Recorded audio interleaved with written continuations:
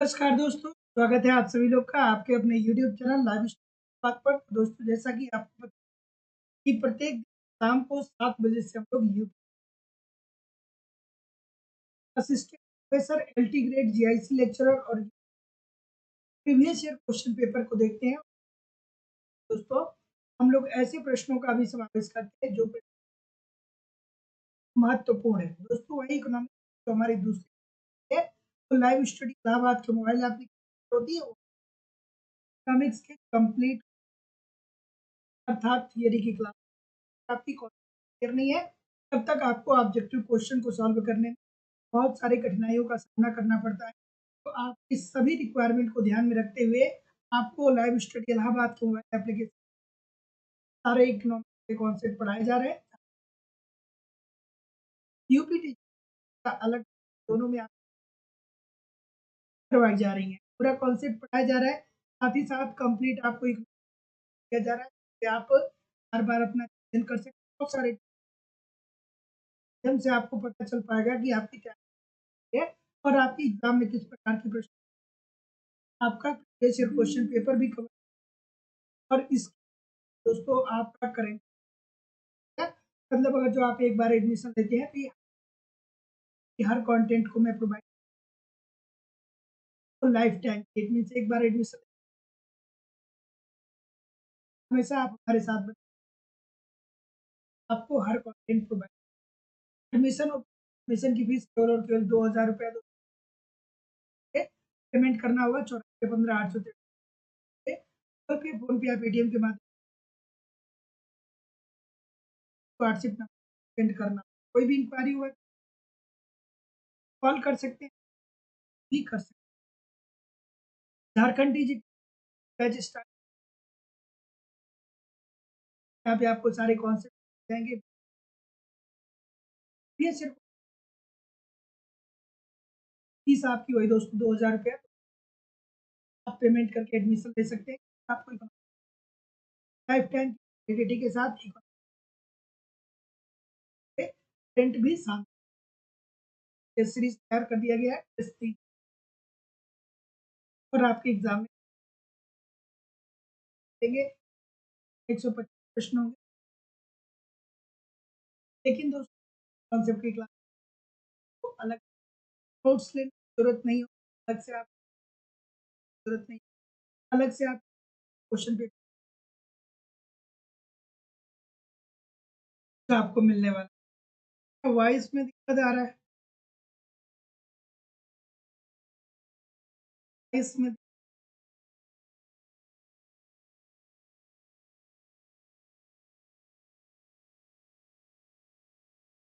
आवाज नहीं आ रही, आवाज नहीं आ रही है आप लोग को? आवाज ठीक तो एक बार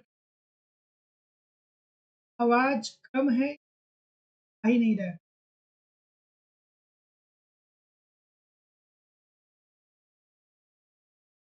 अब ठीक है, वॉइस क्लियर है। अब वॉइस क्लियर है। अब आपको आवाज हमारी सुनाई दे रही है क्लियरली?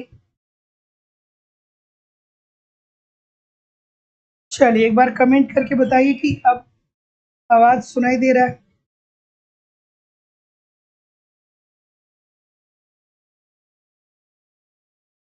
अभी भी प्रॉब्लम आ रही है? आप ठीक है?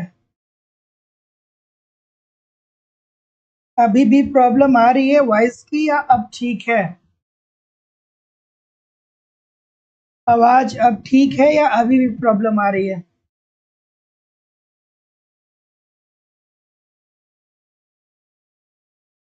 ठीक है, चलिए मतलब सब कुछ ठीक है, कोई दिक्कत नहीं है। चलिए भैया, अब हम लोग मूव करेंगे अपने सेशन के पहले प्रश्न की तरफ। और पहला प्रश्न ये है कि मेल्टीज द्वारा विकसित और मेलिटज द्वारा विकसित नए व्यापार सिद्धांत का निम्नलिखित में से कौन सा विशिष्ट निहितार्थ नए व्यापार सिद्धांत से भिन्न है? बिल्कुल ठीक है, चलिए इस प्रश्न का उत्तर करिए। बिल्कुल ठीक है, तो जैसा कि मैं देख पा रहा हूँ, क्या उत्तर आ रहा है? ए की तरफ कुछ लोग मूव कर रहे हैं। बिल्कुल ठीक है। और कोई? बिल्कुल। तो जितने लोग भी ए की बात बोल रहे हैं, सभी लोग का उत्तर यहाँ पे बिल्कुल ठीक है भैया। कि जो मेलिटस साहब थे, उन्होंने जो नए व्यापार का सिद्धांत दिया, उसमें उन्होंने ये कहा कि व्यापार से औसत उत्पादकता में वृद्धि होती है, क्योंकि अधिक उत्पादक फर्मों का क्या होता है? विस्तार होता है। ठीक है, तो व्यापार से क्या होगा? उत्पादकता में वृद्धि होगी। छोटी सी बात है भैया, व्यापार में औसत उत्पादकता में वृद्धि आएगी। क्यों आएगी? क्योंकि उत्पादन में नए नए फर्म आते हैं और नए नए फर्मों का विकास होता है, इस वजह से औसत उत्पादकता में वृद्धि आती है। अगला प्रश्न, एडम स्मिथ ने निम्नलिखित में से किसका समर्थन किया? चलिए भैया, एडम स्मिथ साहब ने किसका समर्थन किया, आपको बेसिकली बताना है। चलिए, थोड़ा सा वीडियो को एक बार लाइक और शेयर भी जरूर कर दिया करिए दोस्तों। सभी लोगों से निवेदन है, एक बार वीडियो को लाइक और शेयर जरूर कर दें। ऑप्शन नंबर क्या आ रहा है भाई? एडम स्मिथ ने निम्नलिखित में से किसका समर्थन किया? बिल्कुल ठीक है। बिल्कुल। तो देखिए दोस्तों, ये मुक्त अर्थव्यवस्था की बात करते हैं और इसी वजह से ये क्या होता है दोस्तों, ये मुक्त अर्थव्यवस्था और मुक्त व्यापार नीति, ठीक है, इसी के वजह से इनको इतना सम्मान मिला है। ये कहते हैं कि अर्थव्यवस्था में कोई क्या होना चाहिए? हस्तक्षेप नहीं होना चाहिए। और इसीलिए एडम स्मिथ साहब को इकोनॉमिक्स में मतलब सबसे पहले जो सम्मान मिलता है, वो इसी के कारण मिलता है। ताकि वो किसकी बात करते कहते हैं कि सरकार का कोई हस्तक्षेप नहीं होना चाहिए, अर्थव्यवस्था क्या होनी चाहिए? तो अर्थव्यवस्था मुक्त अर्थव्यवस्था होनी चाहिए, अर्थात आप आयात निर्यात स्वतंत्रता पूर्वक एक दूसरे से कर सकते हैं। तो ऐसी स्थिति में भैया प्रतिस्पर्धात्मक बाजार आ ही जाएगा। जब भैया आयात निर्यात होंगे तो मतलब पूर्ण प्रतियोगिता की बात करते हैं। फिर ये अदृश्य शक्ति की भी बात करते हैं। तो जितने लोग भी डी बोल रहे हैं, 1 2 3 4 सभी लोग का उत्तर बिल्कुल सही है। अगला प्रश्न, इस प्रश्न का उत्तर करिए। चलिए, निम्नलिखित में से किसने व्यापार को समृद्धि का उपकरण या हैंड मेडन कहा है? चलिए भाई बताइए। ऑप्शन नंबर, किसने कहा कि जो व्यापार है वो आपके देश की समृद्धि का प्रमुख उपकरण है? ये बात आपको बतानी। ऑप्शन नंबर क्या होगा? चलिए, तो जितने लोग भी बी की तरफ जा रहे हैं, सभी लोग का उत्तर यहाँ पे बिल्कुल ठीक हो जाएगा। Irving B Kravis. ठीक है, क्रेविस साहब कहते हैं कि अगर जो किसी देश को समृद्धि की तरफ मूव करना है या कोई देश समृद्धि करना चाहता है, तो सबसे प्रमुख औजार समृद्धि का क्या है? वो है कि वो व्यापार करे। तो ऑप्शन नंबर बी बिल्कुल ठीक है। अगला प्रश्न, थोड़ा सा मैं इसको एडजस्ट कर देता हूँ। निम्नलिखित अवधारणाओं पे आपको विचार करना है। चलिए भैया, विचार करिए और विचार करके बताइए। यहाँ पे लियोन्तिफ विरोधाभास और लिंडन परिकल्पना की बात कर रहा है और इसमें से कह रहा है कि निम्नलिखित में से किसे हर्शर ओहलिन सिद्धांत के निष्कर्षों का अपवाद माना जा सकता है? नीचे दिए गए कोड को आपको मिलाना है। बिल्कुल ठीक है, इस प्रश्न का उत्तर करिए। ऑप्शन नंबर, बिल्कुल, ये की तरफ बहुत सारे लोग जा रहे हैं। बिल्कुल ठीक है।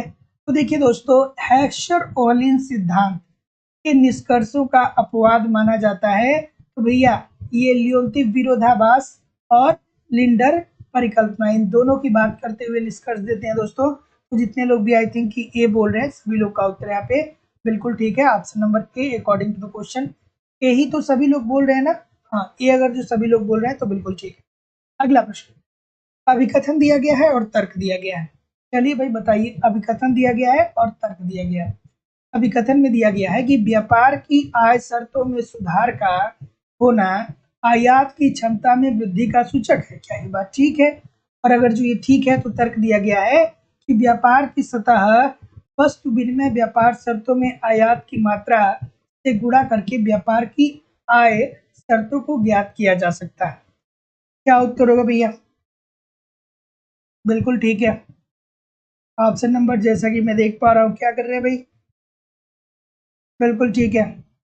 अब सबसे पहले आप लोग मुझे ये बात बता दीजिए कि व्यापार का आय शर्त ये कौन ये बात करता है? व्यापार के आय शर्तों की बात कौन करता है? ये डोरेंस साहब करते हैं ना, याद आना चाहिए आपको। डोरेंस की यहाँ पे याद आनी चाहिए थी। ठीक है, तो व्यापार की आय शर्तों में सुधार का होना आयात की क्षमता में वृद्धि होना मतलब भैया आयात क्षमता में वृद्धि होगा तो व्यापार की आय शर्तों में सुधार होगा कि नहीं होगा? तो जैसा कि मैं देख पा रहा हूँ, बिल्कुल जितने लोग भी ये इस बात को नहीं समझ पा रहे ना, तो नहीं समझ पा रहे भाई, क्यों नहीं समझ पा रहे? इतना इजी सा प्रश्न है, फिर गलत क्यों कर रहे हैं? ऑप्शन नंबर क्या होगा? सी होगा ना, क्योंकि ये बात तो भाई डोरेंस साहब बिल्कुल कहते हैं कि व्यापार की आय शर्तों में सुधार का होना आयात की क्षमता में वृद्धि का सूचक है। मतलब आप अगर जो आयात कर रहे हैं इसका मतलब कि आपके पास क्या है? आय है। ठीक है, तभी तो आप आयात कर रहे हैं। फिर दूसरा कर रहा है तर्क कि व्यापार की सतह वस्तु विनिमय शर्तों से आयात की मात्रा से गुणा करके, गुणा नहीं होता है भैया, भाग होता है। यहाँ पे गुणा दे दिया है और ये होता है भाग। तो ऑप्शन नंबर क्या हो जाएगा? C, this is the right answer हो जाएगा। ये सही है, परंतु आर जो है वो गलत है। ऑप्शन नंबर सी बिल्कुल ठीक है। अगला प्रश्न, बिल्कुल अगला, अंतरराष्ट्रीय व्यापार के संदर्भ में पाटन डंपिंग का अभिप्राय क्या है? डंपिंग तो सभी लोग को पता होगा भाई, इसे ही क्या बोलते हैं? राशिपातन बोलते हैं ना। एग्जामिनेशन हॉल में या तो राशिपातन टर्म यूज कर सकता है, या पाटन शब्द यूज कर सकता है, या डंपिंग शब्द यूज कर सकता है। ये तीनों शब्द यूज कर सकते हैं। तो भैया डंपिंग कब होता है? बिल्कुल ठीक है, बिल्कुल। तो जितने लोग भी क्या बोल रहे हैं? बी बोल रहे हैं, बिल्कुल ठीक है। डंपिंग से छोटी सी बात है भैया कि हम क्या करते हैं कि किसी वस्तु को विदेशों में सस्ती और घरेलू बाजार में महंगी बेचते हैं। और डंपिंग का मुख्य कारण क्या है कि या तो हम अपने आप को विश्व बाजार में स्थापित करना चाहते हैं, तब हम अपनी वस्तुओं को सस्ती बेचते हैं ताकि एक बार अपनी स्थिति को वहां पे सुदृढ़ कर ले, तो फिर बाद में हम लाभ कमाएं। ये तो पहला कारण हो गया। और दूसरा कारण क्या होता है कि हमारे देश में जितने वस्तुओं की मांग है उससे ज्यादा हमने उत्पादन कर दिया। तो ऐसी स्थिति में अतिरिक्त उत्पादन के कारण भी डंपिंग करना पड़ता है। ठीक है, तो डंपिंग बेसिकली होता क्या है? राशिपातन क्या होता है, पाटन क्या होता है? इसका मतलब ये होता है कि किसी वस्तु को विदेशों में सस्ता बेचना और घरेलू बाजार में महंगा बेचना। इट मीन्स की इसके दो उद्देश्य होते हैं डंपिंग करने के, कि हम अपने आप को विदेशी मार्केट में स्थापित करें, और दूसरा ये कि जितना हमारे देश में मांग थी उससे ज्यादा अगर जो हमने उत्पादन कर लिया तो दोनों केस में हम डंपिंग कर सकते हैं। अगला प्रश्न है कि व्यापार की शर्त का आशय निम्नलिखित में से किससे है? चलिए भाई बता दीजिए। थोड़ा सा वीडियो को लाइक और शेयर भी जरूर कर दिया करिए दोस्तों। इतने सारे लोग क्लास देख रहे हैं फिर भी लाइक और शेयर की संख्या इतनी कम क्यों है भैया? इतने सारे लोग क्लास देख रहे हैं फिर भी लाइक और शेयर की संख्या इतनी कम क्यों है? एक बार लाइक और शेयर जरूर कर दिया करिए, निवेदन है सभी लोगों से। चलिए बता दीजिए इस प्रश्न का उत्तर। भाई बहुत छोटा सा प्रश्न है, इजी सा प्रश्न है। बिल्कुल ठीक है, बिल्कुल ठीक है। अच्छा, राशिपातन को कितने भागों में बांटा जा सकता है? कोई बता सकता है क्या? थोड़ा सा मुझे आप कमेंट करके बताइएगा कि राशिपातन जो है, जो डंपिंग है, जिसे पाटन बोलते हैं, इसको कितने भागों में बांटा जाता है? ठीक है, ये प्रश्न एक बार शायद किसी असिस्टेंट प्रोफेसर के एग्जाम में पूछा था। ठीक है, उसमें पूछा था कि जो राशिपातन होता है उसको किस भागों में नहीं बांटा जाता है। मतलब 3 ऑप्शन दिया था और एक उसमें नहीं दिया था। तो जरूर बताइएगा कि राशिपातन को कितने भागों में बांटा जा सकता है। अगला प्रश्न आपके सामने ये रहा। बिल्कुल ठीक है, तो जैसा कि मैं देख पा रहा हूँ क्या उत्तर आ रहा है भाई? ऑप्शन नंबर सी की तरफ बहुत सारे लोग जा रहे हैं। तो जितने लोग भी सी की तरफ जा रहे हैं कि निर्यात और आयात कीमतों के बीच अनुपात से, option number C according to the question this is the right answer हो जाएगा। आयातों का कुल मूल्य अपान निर्यातों का कुल मूल्य, यही तो होता है ना। तो जितने लोग भी ऑप्शन नंबर सी बोल रहे हैं सभी लोग का उत्तर यहाँ पे बिल्कुल ठीक है। ठीक है, तो हाँ बिल्कुल, कितने भागों में बता रहे हैं भाई? कुछ लोग 3, कुछ लोग 4। कुछ लोग 2 की बात कर रहे हैं।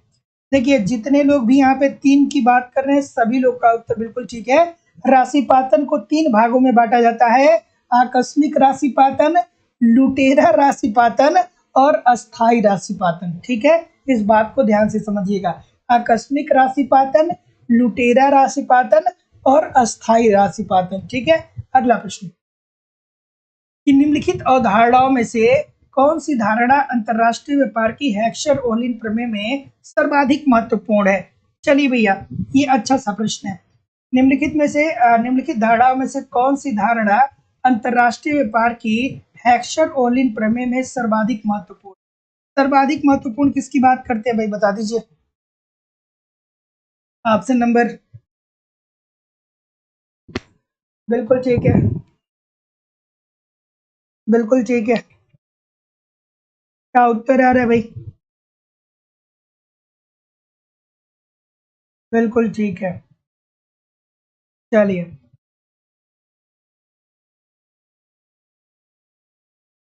क्या बोल रहे हैं सभी लोग? क्या क्या बोल रहे हैं भाई? सी बोल रहे हैं। तो जितने लोग भी सी बोल रहे हैं सभी लोग का उत्तर बिल्कुल ठीक है। हेक्सर ओलिन प्रमेय में सर्वाधिक जो महत्वपूर्ण है वो ये है कि कोई भी प्रशुल्क नहीं लगेगा। ठीक है, मतलब जो आयात निर्यात होगा उस पर कोई प्रशुल्क नहीं है, स्वतंत्र व्यापार की बात करते हैं। तो जितने लोग भी सी की बात बोल रहे हैं सभी लोग का उत्तर यहाँ पे बिल्कुल ठीक है। फिर आपको याद आना चाहिए कि हेक्सर ओलिन क्या कहते हैं। कहते हैं कि भैया आपके देश में जो साधन प्रचुर मात्रा में है उन्हीं साधनों के द्वारा आप उत्पादन करके और विशिष्टता हासिल करिए। साथ ही साथ आपके देश में श्रम के अंतर्गत जो विशिष्टीकरण प्राप्त है उसी श्रम के आधार पे ही आप उत्पादन करिए। मतलब जो आपके पास पर्याप्त मात्रा में कच्चे माल है, मतलब जो प्रचुर साधन है उसके साथ, और जो जिस प्रकार की श्रम की आपकी क्वालिटी है उसी को लेकर के आप उत्पादन क्रिया को संपन्न करिए। अगला प्रश्न आपके सामने ये रहा कि हेक्सर ओलिन प्रमेय के अनुसार कोई भी देश अपनी वस्तु का निर्यात करेगा।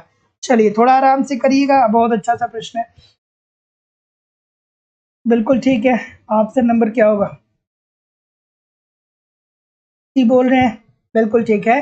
तो वही तो बात मैं बता रहा था आपको अभी कि हेक्सर ओलिन प्रमेय के अनुसार कोई भी देश वस्तु का निर्यात करेगा जिसमें अपेक्षाकृत प्रचुर साधन के प्रयोग तीव्रता है। मतलब जो हमारे देश के पास ज्यादा मात्रा में साधन, प्रचुर साधन है, मतलब ज्यादा मात्रा में है, उसी से संबंधित उत्पादन हम करेंगे।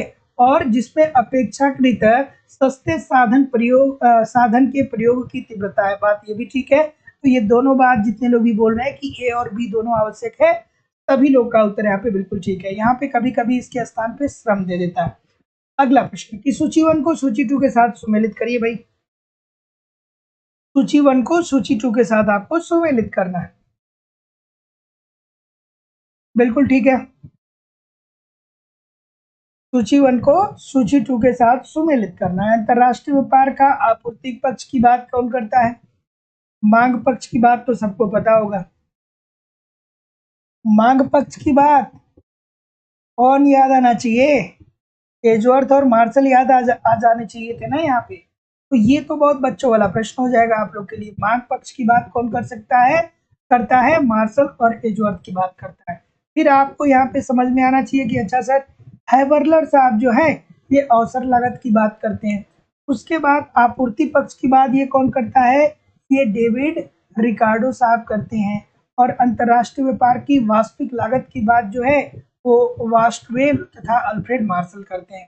ठीक है, तो इतनी बातें आई डोंट थिंक सो कि किसी को नहीं पता होगी, सबको पता होगा। ठीक है, तो देखिए इस प्रकार के प्रश्न जब भी आपके एग्जाम में पूछे जाते हैं तो आपको सबसे पहले उसको सुमेलित करना चाहिए जिसपे आप सबसे ज्यादा कंफर्म है। जैसे आप सबसे ज्यादा कंफर्म हो सकते हैं अवसर अवसर लागत वाले पे, सबको पता होगा कि भैया ये है बर्लर साहब ने दिया। उसके बाद मांग पक्ष की बात करें तो अल्फ्रेड मार्शल पे बहुत सारे लोग कंफर्म होंगे। तो इस तरीके से अगर जो एक आध ऑप्शन आपको नहीं भी समझ में आते हैं तो आप उत्तर तक आसानी से पहुंच जाएंगे। अगला प्रश्न है कि तुलनात्मक लाभ सिद्धांत के अनुसार निम्नलिखित स्थिति में अंतरराष्ट्रीय व्यापार नहीं होगा। किस स्थिति में अंतरराष्ट्रीय व्यापार नहीं होगा भाई, बता दीजिए।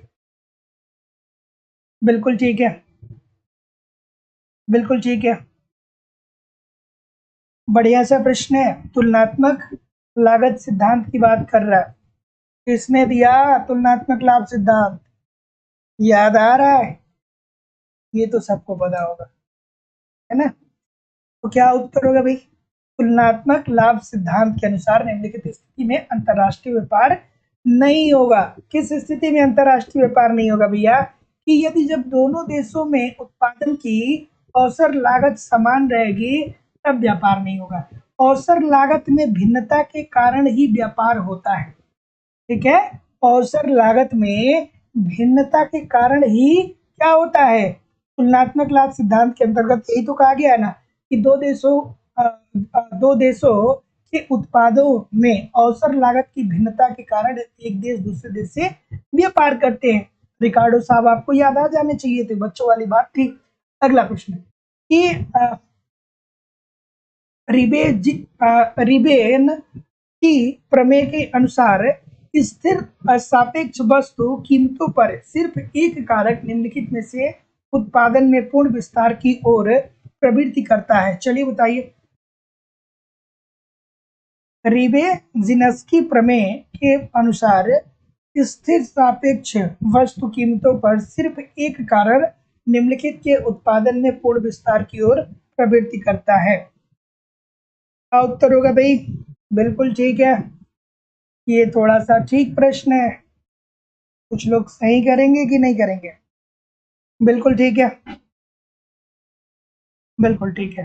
तो जितने लोग भी बी की बात कर रहे हैं, सच्ची बताइए, सबको पता है या सभी लोग बस पीछे पीछे चल रहे हैं? मुझे तो लगा कि 2-4 लोग फंसेंगे इस प्रश्न में। सच्ची सच्ची बताइए, सही कर रहे हैं? ठीक है, तो जितने लोग भी बी बोल रहे हैं भैया, सभी लोग का उत्तर बिल्कुल ठीक है कि वृद्धिकारी कारक को गहन रूप से उपयोग करने वाली वस्तु, ठीक है? तो रिबे जिसकी प्रमेय के अनुसार स्थिर सापेक्ष वस्तु कीमतों पर सिर्फ एक कारक निम्नलिखित के उत्पादन में पूर्ण विस्तार की ओर प्रवृत्ति करता है, तो वृद्धिकारी कारक को गहन रूप से उपयोग करने वाली वस्तु। तो ऑप्शन नंबर क्या हो जाएगा? बी बिल्कुल ठीक हो जाएगा। अगला प्रश्न। ठीक है, चलिए। ठीक है, इस प्रश्न का उत्तर करिए, ये सबको आता होगा कि अर्थव्यवस्था में अंतर क्षेत्रीय व्यापार शर्त का संबंध किससे है? जैसे आप लोग अगर जो मान लीजिए कि सभी लोग बताएंगे कि सर सी, ठीक है, सभी लोग सी करते जाएंगे तो फिर मुझे लगेगा सबको आता है, तो फिर डिस्क्राइब करने की जरूरत नहीं है। तो अगर जो प्रश्न नहीं आ रहे तो कोई ज़रूरी नहीं है कि सभी लोग उत्तर ही दें, क्योंकि क्या होता है ना कि मैं आपके कमेंट को लगातार देखता रहता हूँ और मेरे दिमाग में ऐसा बन जाता है कि अगर जो सभी लोग ठीक कर रहे हैं तो इसका मतलब कि प्रश्न सबको आ रहा है। तो ऐसी स्थिति में थोड़ा सा आगे बढ़ा जाए। चलिए, अगला प्रश्न है कि अर्थव्यवस्था में अंतर क्षेत्रीय व्यापार शर्तों का संबंध किससे है? तो जैसा कि मैं देख पा रहा हूँ, क्या बोल रहे हैं भाई? अंतर क्षेत्रीय व्यापार, एक क्षेत्र से दूसरे क्षेत्र की बात कर रहे हैं। बिल्कुल ठीक है, बिल्कुल ठीक है, बिल्कुल ठीक है, जैसा कि मैं देख पा रहा हूँ। तो अंतर क्षेत्रीय व्यापार दोस्तों बहुत इंटरेस्टिंग प्रश्न ये भी है, बहुत सारे लोग गलत कर रहे हैं। बिल्कुल, तो देखिए, अर्थव्यवस्था में अंतर क्षेत्रीय व्यापार शर्त का संबंध होगा किसानों द्वारा दी गई और प्राप्त कीमतों का अनुपात, है ना? तो जितने लोग भी एक ही बात बोल रहे हैं, सभी लोग का उत्तर यहाँ पे बिल्कुल ठीक हो जाएगा। आप सभी लोग को पता ही होगा कि वस्तुओं के लेन देन को ही हम व्यापार बोलेंगे और व्यापार के कई रूप होते हैं। जहां तक अंतर क्षेत्रीय व्यापार की बात है तो इसके अंतर्गत दोस्तों किसानों द्वारा दी गई और प्राप्त की गई कीमतों के अनुपात को लिया जाता है। तो option number A according to the question this is the right answer हो जाएगा। अगला प्रश्न, यदि हांगकांग और ताइवान की उत्पादन संभाव्यता वक्र एक समान है तो बढ़ती औसत लागत के अनुसार बदलती है तो क्या होगा? थोड़ा आराम से करिएगा इस प्रश्न का उत्तर। बिल्कुल ठीक है। ये प्रश्न थोड़ा सा दोस्तों क्या है कि ऐसे प्रश्नों के लिए आपका कॉन्सेप्ट थोड़ा सा क्लियर होना चाहिए। कॉन्सेप्ट क्लियर नहीं है तो एक आध लाइन में इस सारी चीजों को समझाया भी नहीं जा सकता है, कोई भी नहीं समझा पाएगा। ठीक है, तो इस प्रश्न का उत्तर करिए। तो जैसा कि मैं देख पा रहा हूँ, क्या उत्तर बोल रहे हैं? बिल्कुल ठीक है। अब अगर जो हैबरलर साहब के औसत लागत को आपने अच्छे से पढ़ा होगा, तब इस प्रश्न का उत्तर आप आराम से कर देंगे। ठीक है, तो जितने लोग भी ये बोल रहे हैं कि यदि हांगकांग और ताइवान की उत्पादन संभाव्यता वक्र एक समान है तो बढ़ती औसत लागत के अनुसार बदलती है, तो व्यापार मांग की स्थितियों में ये क्या करेगा दोस्तों? अंतर पर निर्भर करेगा। हैबरलर को अगर जो गहन रूप से आप पढ़े हैं, तब इस प्रश्न का उत्तर आप आसानी से कर सकते हैं। ऑप्शन नंबर ए जितने लोग भी बोल रहे हैं, सभी लोग का उत्तर बिल्कुल ठीक है। अगला प्रश्न, सूची 1 को सूची 2 के साथ सुमेलित करना है। सूची 1 को सूची 2 के साथ सुमेलित करना है। थोड़ा आराम से करिएगा भैया। बिल्कुल ठीक है, सूची 1 को सूची 2 के साथ सुमेलित करना है। ऑप्शन नंबर, जैसा कि मैं देख पा रहा हूँ, क्या उत्तर आ रहा है भाई? निरपेक्ष लागत लाभ नियम सबको पता होना चाहिए। एडम स्मिथ साहब और कौन? निरपेक्ष लागत की बात कौन करता है? एडम स्मिथ साहब करते हैं। तुलनात्मक लागत सबको पता होगा, नहीं पता होगा तो इकोनॉमिक्स छोड़ दीजिए। तुलनात्मक लागत रिकार्डो साहब। अंतरराष्ट्रीय व्यापार का आधुनिक सिद्धांत किसे बोलते हैं भैया? अंतरराष्ट्रीय व्यापार का आधुनिक सिद्धांत किसे बोलते हैं? ये तो भैया एक्शर ओलिन के सिद्धांत को बोलते हैं। और औसत लागत की बात कौन करता है? हैबरलर करता है। तो मुझे नहीं लग रहा है कि कोई यहाँ पे कुछ गलत करेगा। ठीक है, सब ठीक कर रहे हैं ना? तो बिल्कुल सही है। अगला प्रश्न, विकासशील देश के अंतरराष्ट्रीय व्यापार के लिए अलाभकारी क्या है? चल, विकासशील देशों के अंतरराष्ट्रीय व्यापार के लिए अलाभकारी क्या है? तो जैसा कि मैं देख पा रहा हूँ, क्या बोल रहे हैं भाई? बिल्कुल ठीक है। अलाभकारी क्या हो सकता है? अंग्रेजों ने हमें कैसे लूटा? जो भारत की एक सोने की चिड़िया, भारत को सोने की चिड़िया जो कहा जाता था, अंग्रेजों ने हमें कैसे लूटा? अगर जो आप उस कॉन्सेप्ट को यहाँ पे लगा देंगे, तो ये प्रश्न को आप बहुत आसानी से कर देंगे। अलाभकारी हमारे लिए ये होगा कि जो हमारे पास प्रचुर मात्रा में साधन है, जो हमारी प्राथमिक वस्तु हैं, इसको हम निर्यात कर दें। मतलब जो प्राथमिक चीजें हैं, जैसे उस टाइम क्या होता था, जूट होता था, कपास होता था, तो अंग्रेज क्या करते थे कि कपास को क्या कर देते थे, जूट को क्या कर देते थे, वो इंग्लैंड भेज देते थे और वहां पे ले जा करके और उससे कपड़े बनाते थे और फिर वही कपड़ा भारत में रिटर्न ला देते थे। ठीक है, तो इस तरीके से उन्होंने हमारा क्या किया, बहुत शोषण किया। तथा विनिर्मित वस्तुओं का आयात करना, ये दोनों काम अंग्रेज हमारे साथ किए हैं और इसी वजह से दोस्तों भारत जो एक सोने का चिड़िया कहा जाता था, उसकी बर्बादी कहीं ना कहीं हुई। तो जो हमारे पास प्राथमिक वस्तुएं हैं, उसको हमको क्या करना चाहिए?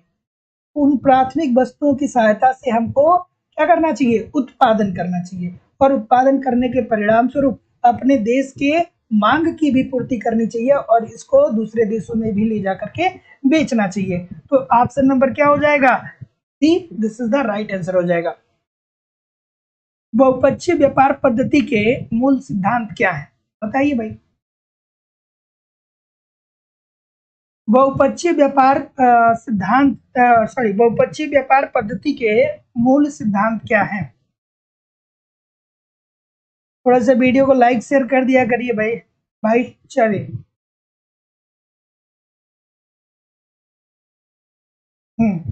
ठीक है, क्या उत्तर होगा? बहुपक्षीय व्यापार क्या होता है? बहुपक्षीय व्यापार में पता होना चाहिए भाई, बहुत सारे पक्ष होते हैं, आपस में मिलकर के क्या करते हैं, एक तरीके का समझौता करते हैं। तो क्या उत्तर होगा भाई? ऑप्शन नंबर, जैसा कि मैं देख पा रहा हूँ, एक ही बात कर रहे हैं, अविभेदीकरण पाया जाता है। ठीक है, उसके बाद भैया पारस्परिक निर्भरता पाई जाती है, बिल्कुल ठीक है, और घरेलू सुरक्षा उपाय पाया जाता है। कोई संरक्षण की बात नहीं होगी भैया, प्रतिस्पर्धा होती है। ठीक है, तो जितने लोग भी ए बोल रहे हैं, सभी लोग का उत्तर यहाँ पे बिल्कुल ठीक हो जाएगा। Option number A, this is the right answer हो जाएगा। तो जो लोग भी ए के अलावा कर रहे हैं भैया, देखिए, बहुपक्षीय व्यापार के अंतर्गत संरक्षण नहीं दिया जाता है, पारस्परिक निर्भरता होती है, लेकिन वो निर्भरता होती है न कि संरक्षण होता है, किसी को कोई एक्स्ट्रा फैसिलिटी नहीं दी जाती है। अगला प्रश्न कि अभिकथन दिया गया है, तर्क दे दिया गया है कि बहुत से विकासशील देशों का यह तर्क है कि श्रम मानक मुक्त व्यापार में बाधा बनते हैं, और कारण दिया है कि इसका प्रतियोगी लाभ वैश्विक अर्थव्यवस्था में सस्ता श्रम है। थोड़ा आराम से करिएगा, ये प्रश्न बहुत ही महत्वपूर्ण है, ये प्रश्न बहुत ही महत्वपूर्ण है। बढ़िया सा प्रश्न, बिल्कुल ठीक है। ऑप्शन नंबर क्या होगा? बिल्कुल ठीक है। तो देखिए, छोटी सी बात है, थोड़ा सा दिमाग को स्थिर रख के पढ़िएगा, दिमाग को थोड़ा सा स्थिर रख के पढ़िएगा कि बहुत से विकासशील देश का यह तर्क है कि श्रम मानक मुक्त व्यापार में बाधा बनते हैं। बात भैया बिल्कुल ठीक है, क्योंकि हमारा जो श्रम है, हमारे देश में जो श्रमिक हैं उनकी कैपेबिलिटी अलग है कंपेयर टू चाइना के। चाइना के जो श्रमिक हैं वो थोड़े से, उनके पास अलग स्किल है, भारत के पास क्या है, अलग स्किल है। तो बिल्कुल ठीक है, मुक्त व्यापार में ये बाधा बनते हैं, इसमें कोई डाउट है नहीं। उसका प्रतियोगी लाभ वैश्विक अर्थव्यवस्था में सस्ता श्रम है। बात भैया बिल्कुल ठीक है, तो ये तो कनेक्ट कर रहा है ना। ऑप्शन नंबर फिर क्या हो जाना चाहिए? बी होना चाहिए ना। ए को आर बिल्कुल कनेक्ट कर रहा है, तो जितने लोग भी बी बोल रहे हैं, ए और आर दोनों सत्य है, और आर ए का सही व्याख्या करता है। जैसे हमारे देश में दोस्तों बेसिकली जो श्रम मतलब मैक्सिमम श्रमिक हैं वो क्या करते हैं दोस्तों कि कृषि क्रियाकलाप में लगना है। मतलब मोटा मोटी तौर पे देखा जाए, क्योंकि तो बहुत सारी मतलब बहुत सारे प्रकार हैं, लेकिन अगर जो वही दूसरी तरफ चाइना की बात की जाए तो वो क्या कर रहे हैं, वो टेक्नोलॉजी में कुछ ना कुछ कर रहे हैं। तो उनका स्पेशलाइजेशन किसमें है? टेक्नोलॉजी में। और हमारा किसमें है?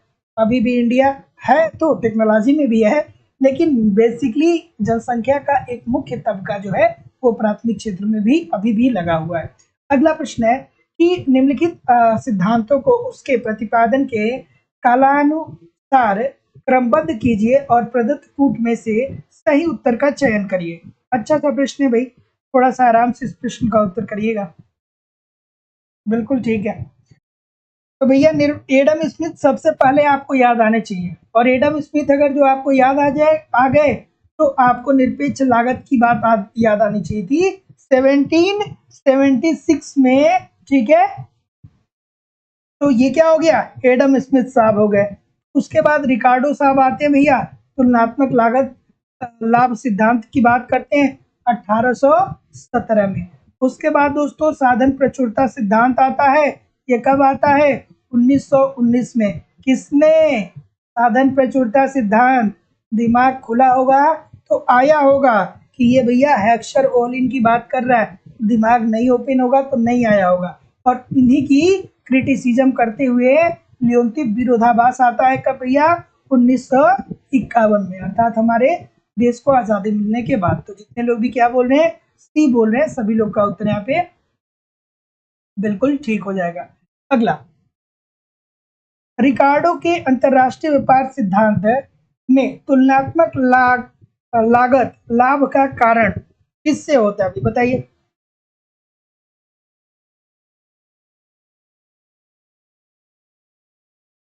बिल्कुल ठीक है।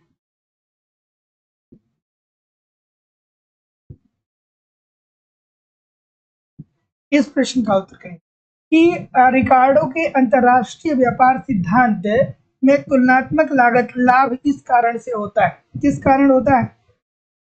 बिल्कुल ठीक है, बच्चों वाली बात है। ऑप्शन नंबर क्या होगा? डी होगा। सभी लोग बोल रहे हैं डी, सभी लोग बोल रहे हैं। कारक मूल्य का परिभाषित कारक प्रचुरता, क्या मतलब निकल रहा है इसका? कारक एंडोमेंट में अंतर, भाई बिल्कुल ठीक है। मजदूरी लागत में अंतर, बिल्कुल ठीक है। तो जितने लोग भी डी बोल रहे हैं सभी लोग का उत्तर यहाँ पे बिल्कुल ठीक हो जाएगा। तो रिकार्डो के अंतरराष्ट्रीय व्यापार सिद्धांत में तुलनात्मक लाभ इस कारण होता है, तो उपरोक्त सभी मजदूरी लागत में अंतर, कारक एंडोमेंट में अंतर होता है, कारक मूल्य पर परिभाषित कारक प्रचुरता भी होता है। तो जितने लोग भी डी बोल रहे हैं सभी लोग का उत्तर बिल्कुल ठीक है। अगला प्रश्न, सूची 1 को सॉरी अभिकथन और तर्क दिया गया है। अभिकथन और तर्क दिया गया है, आराम से इस प्रश्न का उत्तर करिए।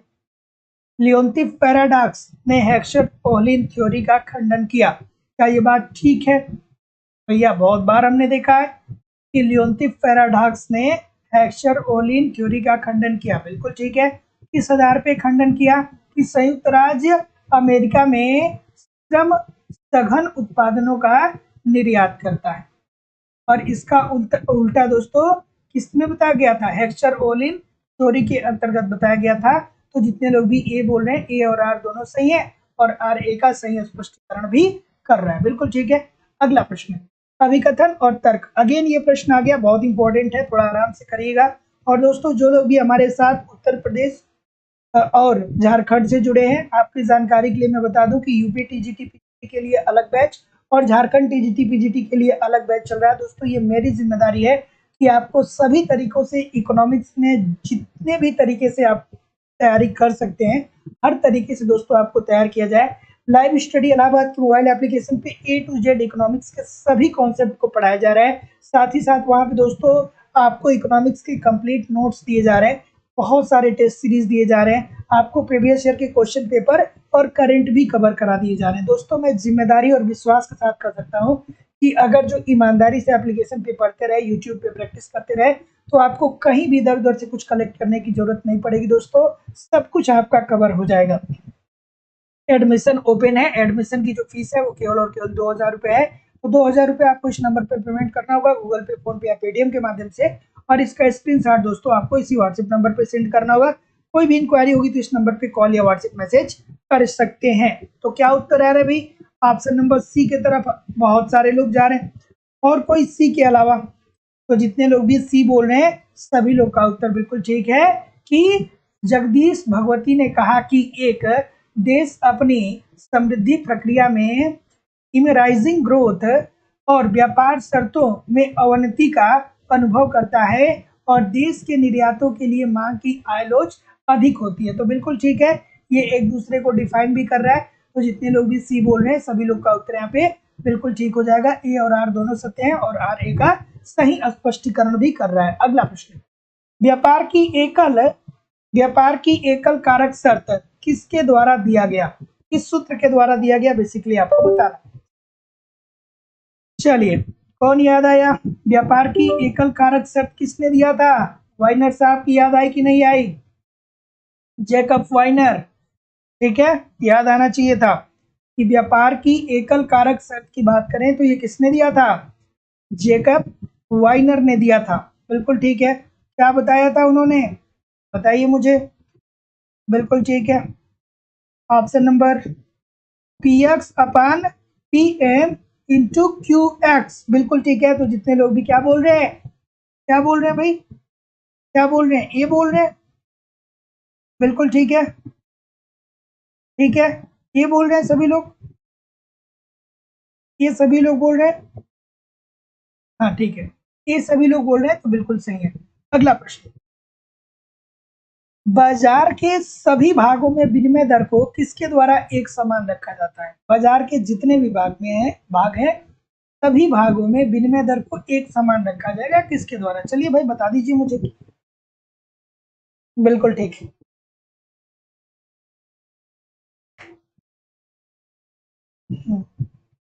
चलिए बताइए इस प्रश्न का उत्तर भाई, क्या उत्तर होगा?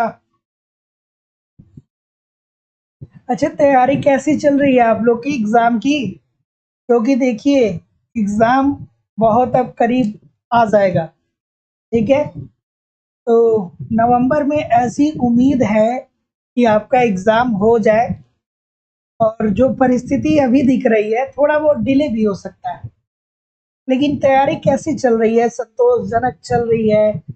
कोई कोई बाधाएं तो नहीं आ रही हैं, है ना? और मुझे ऐसा लगता है कि जो 7 बजे से सेशन आप रेगुलर ज्वाइन करते हैं, तो कम से कम आप उस स्तर पे बने रहेंगे कि कुछ आपको भूलेगा नहीं। अगर जो 7 बजे रोज हमारे साथ आप जो कम से कम 1 घंटे 40 मिनट 2 घंटे प्रैक्टिस कर रहे हैं, तो एक बात तो तय है कि इकोनॉमिक्स आपको भूलेगा नहीं। लेकिन अगर जो ये भी नहीं पढ़ रहे हैं तो फिर इकोनॉमिक्स भूल जाएगा, ठीक है। आगे पढ़ रहे हैं, पीछे भूल जा रहे हैं। ठीक है, देखिए, ये समस्या सबकी रहती है कि आप आगे का पढ़ते हैं, पीछे का भूल जाते हैं। मैं आपसे कहना चाहूँगा कि जब भी आप मॉर्निंग में पहले बैठिए, तो स्टार्टिंग का जो 1 घंटे है ना, 1 आवर जो है, उसमें केवल आप वही पढ़िए जो आपको बहुत अच्छे से आता है। ठीक है, बहुत अच्छे से आता है, उसका आप रिवीजन करते चलिए। इस संदर्भ में क्या होगा पता है, आपका मूड बन जाएगा, किसको लेकर के, पढ़ाई को लेकर के। आपका जो माइंड सेट हो जाएगा वो अलग हो जाएगा, आपको लगेगा मुझे सब कुछ आता है। जैसे जब दिन की शुरुआत होती है तो बहुत सारे लोग इस बात को, सभी लोग मानेंगे भी, कि जब सुबह होता है आप पढ़ने बैठते हैं तो बहुत सारे लोग बहुत कॉम्प्लिकेटेड थियरी लेके बैठ जाते हैं। और अगर जो सुबह में आपने बहुत कॉम्प्लिकेटेड थियरी लेके बैठ गए और अगर जो आपको समझ में नहीं आया ना, वो पूरा दिन आपका बर्बाद कर देगा, वो आपको डिप्रेस कर देगा, वो आपको परेशान कर देगा। तो सबसे बेहतर ये है कि आप पहले 1 घंटा उन चीज़ों को पढ़िए जो आप लगातार पढ़ते आ रहे हैं, जो आपको लगता है कि जिसमें आप बेहतर हैं। और उसके बाद आपके अंदर अंदर से आत्मविश्वास आएगा और फिर आप चल के नए चीज़ों को टच करिए। तो ये मान के चलिए कि 1 घंटा रोज आपको क्या करना है कि जो पुराना पढ़ा है वो पढ़ना है। क्योंकि पढ़ाई की सबसे बड़ी बात यही होती है कि जो पढ़ा है उसको सँभालना ज़रूरी है। जो पढ़ा है आपने उसको सँभालना ज़रूरी है। अगर जो उसको नहीं सँभाल पा रहे हैं तो फिर बहुत मुश्किल है। ठीक है? क्योंकि बचपन में हम लोगों ने तो बहुत पढ़ा है ना।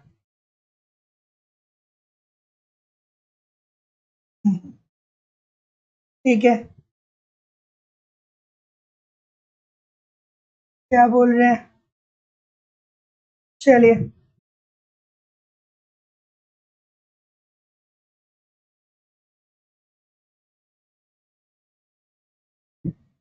हुँ,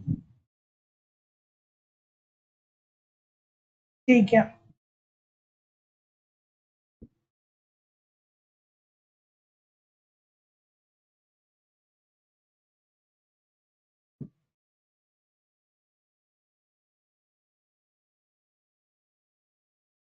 चलिए ठीक है, कोई दिक्कत नहीं है।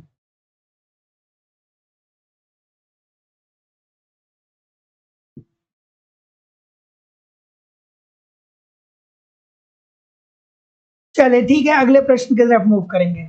अगले प्रश्न की तरफ हम लोग मूव करेंगे, ठीक है। मैंने आप लोग की बातों को देख लिया। सर 1 घंटे ही टाइम निकाल पाते हैं। क्यों 1 घंटे टाइम निकाल पाते हैं भैया? 1 घंटे टाइम नहीं निकालना चाहिए, ज़्यादा निकालना चाहिए। ठीक है, मैरी कॉम को आप लोग जानते होंगे। एक मूवी बनी थी मैरी कॉम पे, उसको देखिएगा, बहुत मोटिवेशनल है। आपको समझ में आएगा कि ज़िंदगी में कैसे चीज़ों को मैनेज किया जाता है ना? चलिए, इस प्रश्न का उत्तर करिए कि बाजार के सभी भागों में विनिमय दर को किसके द्वारा एक समान रखा जाता है? तो जैसा कि मैं देख पा रहा हूँ, और ख़ास करके जितनी भी महिलाएँ हैं एक तरीके से, या जो फीमेल हैं, उनको एक पिक्चर ज़रूर देखनी चाहिए, मैरी कॉम। शायद प्रियंका चोपड़ा की मूवी थी। बहुत गज़ब मूवी है और आपको बहुत मोटिवेशन मिलेगा और लाइफ़ में बहुत कुछ सीखने को मिलेगा। ठीक है, कि कैसे फैमिली होने के बावजूद भी, 2-2 बच्चे होने के बावजूद भी उसने अपने आप को चैंपियन बनाया। चलिए, आगे मूव करते हैं। इस प्रश्न का उत्तर करिए कि बाज़ार के सभी भागों में विनिमय दर को किसके द्वारा एक समान रखा जाता है? तो जैसा कि मैं देख पा रहा हूँ, क्या उत्तर आ रहा है भई? बिल्कुल ठीक है। तो क्या उत्तर आ रहा है? ये बोल रहे हैं विनिमय विभाजन बोल रहे हैं ना, सभी लोग का उत्तर बिल्कुल ठीक है।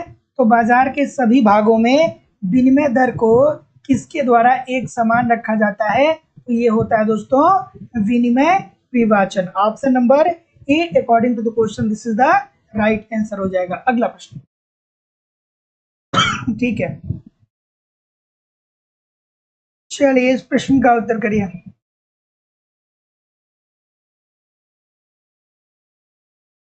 चलिए,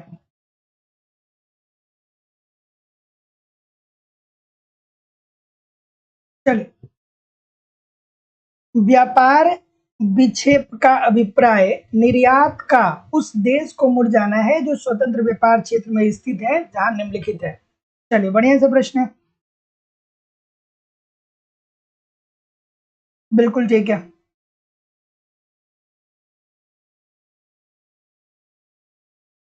क्या उत्तर हो गया भाई? ऑप्शन नंबर सी हो जाएगा ना। तो जितने लोग भी सी बोल रहे हैं सभी लोग का उत्तर बिल्कुल सही है कि व्यापार विक्षेप का अभिप्राय निर्यातों का उस देश को मुड़ जाना है जो स्वतंत्र व्यापार क्षेत्र में स्थित है, जहां क्या होता है दोस्तों कि वस्तु पर कम प्रशुल्क लगेगा।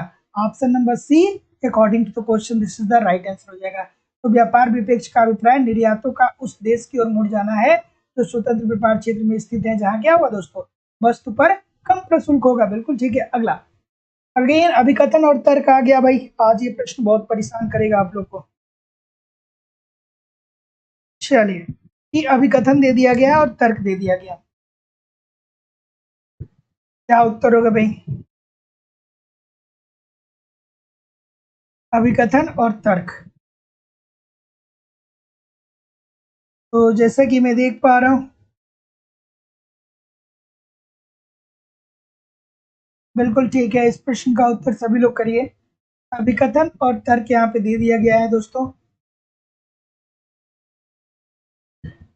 ऑप्शन नंबर बी के तरफ बहुत सारे लोग जा रहे हैं। और कोई? कुछ लोग ये भी बता रहे हैं। बिल्कुल। तो जितने लोग भी ए बोल रहे हैं सभी लोग का उत्तर यहाँ पे बिल्कुल ठीक है कि व्यापार नीति के उदारीकरण के बाद हुए सुधारों में भारत की उन्नति को उद्दीपित किया है। बात भैया बिल्कुल ठीक है। निजी उद्यमों को भारत में उत्पादन उद्यमों की उन्नति में योगदान करने का अवसर भी प्राप्त हुआ है। तो जितने लोग भी क्या बोल रहे हैं,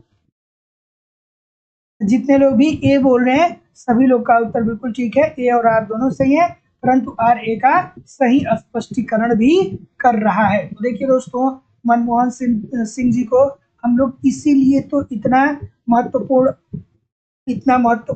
इंसान मानते हैं कि उन्होंने दोस्तों उदारीकरण वैश्वीकरण पे क्या किया कि बहुत अपने ध्यान को आकर्षित किया और उससे हमारी अर्थव्यवस्था को क्या मिला? बूस्टअप मिला। ठीक है। तो व्यापार नीति में उदारीकरण के बाद हुए सुधारों ने भारत की उन्नति को उद्दीपित किया है और निजी उद्यमों को भारत के उत्पादन उद्यमों की उन्नति में योगदान करने का अवसर प्राप्त हुआ। बात बिल्कुल। अगला प्रश्न, हेजिंग का तात्पर्य। हेजिंग क्या होता है? हेजिंग का तात्पर्य क्या होगा भाई?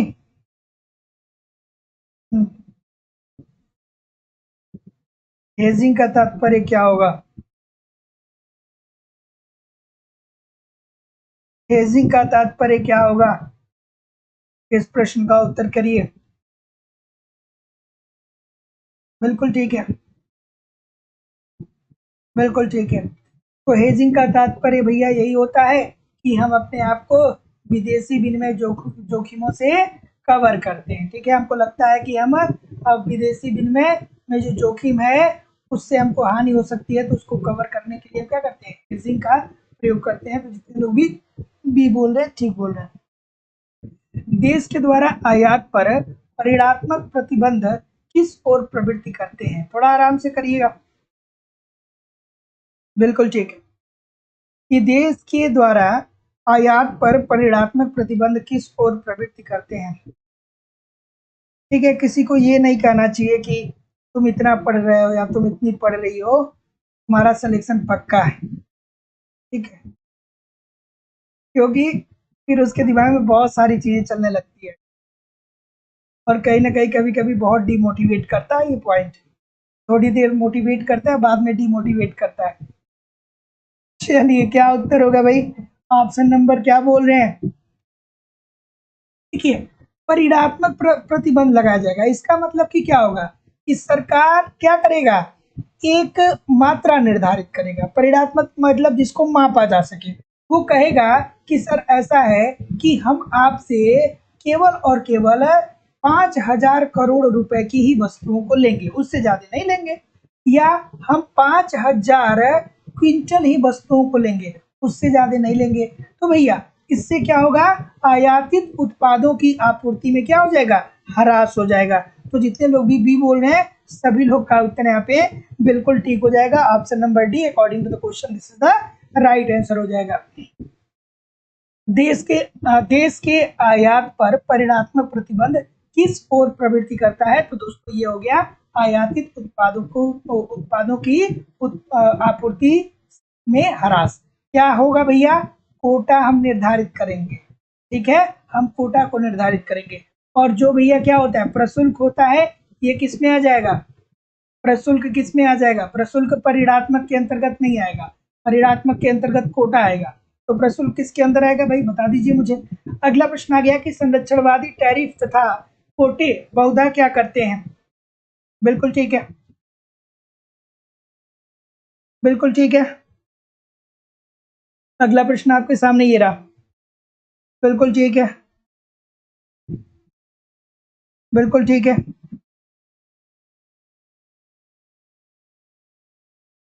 ठीक है। इस संरक्षणवादी टैरिफ तथा कोटे बहुधा होते हैं। मांग में ह्रास इसलिए नहीं होगा क्योंकि भैया उससे आपके देश के लोगों का कोई संबंध नहीं, मतलब आपके देश के लोग जो मांग है वो कम नहीं कर रहे हैं, सरकार जो है वो आयात को कम करवा रहा है। अगर जो आपके देश के लोग मांग कम कर दें तो उससे क्या होगा कि आयातों में ह्रास होगा, मांग में ह्रास आएगा। ठीक है। अगला प्रश्न, इस संरक्षणवादी टैरिफ तथा कोटे बहुधा क्या करते हैं भैया? तो जैसा कि मैं देख पा रहा हूँ, क्या बोल रहे हैं? बी बोल रहे हैं, सभी लोग बी बोल रहे हैं। तो संरक्षित श्रमिकों तथा उपभोक्ताओं की वास्तविक आय को ये क्या कर देते हैं? कम कर देते हैं। तो ऑप्शन नंबर क्या हो जाएगा? B, according to the question this is the right answer हो जाएगा। दोस्तों इस बारे में हम लोगों ने बहुत बार बात किया है कि संरक्षणवादी टैरिफ या कोटा जो होते हैं वो संरक्षित श्रमिकों तथा उपभोक्ताओं की वास्तविक आय को कैसे कम कर सकते हैं। अगला प्रश्न, कि स्वर्ण मानकों के अंतर्गत निम्नलिखित में से किसके परिवर्तन द्वारा भुगतान संतुलन में स्वयं समायोजन लाया जाता है? ठीक है,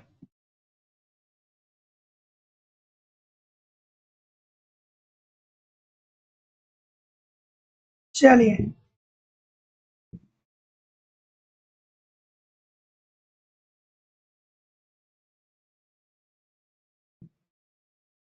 इस प्रश्न का उत्तर करिए कि स्वर्ण मानकों के अंतर्गत निम्नलिखित में से किसके परिवर्तन द्वारा भुगतान संतुलन में स्वयं समायोजन लाया जाता है? तो जैसा कि मैं देख पा रहा हूँ क्या उत्तर आ रहा है? ऑप्शन नंबर बी, बिल्कुल ठीक है दोस्तों। तो आप सभी लोग को पता होगा कि स्वर्ण मानकों के अंतर्गत भुगतान जो संतुलन होता है इसमें स्वयं समायोजन लाने के लिए जो विनिमय की दर होती है वही रिस्पॉन्सिबल होती है, अर्थात मांग व पूर्ति क्या होता है दोस्तों? रिस्पॉन्सिबल होता है। तो स्वयं समायोजन तभी तो आएगा भैया जब मांग व पूर्ति क्या हो? क्रियाशील हो। ठीक है, तो ये क्या होगा दोस्तों? विनिमय दर के माध्यम से होगा। तो जितने लोग भी बी बोल रहे हैं बिल्कुल ठीक बोल रहे हैं। अगला प्रश्न, मुक्त व्यापार क्षेत्र उसे कहते हैं, मुक्त व्यापार क्षेत्र किसे कहते हैं? बिल्कुल, कि मुक्त व्यापार क्षेत्र उसे कहते हैं, किसे बोलते हैं भैया मुक्त व्यापार क्षेत्र? ऑप्शन नंबर क्या होगा? क्या बोल रहे हैं? बिल्कुल ठीक है, मुक्त व्यापार क्षेत्र।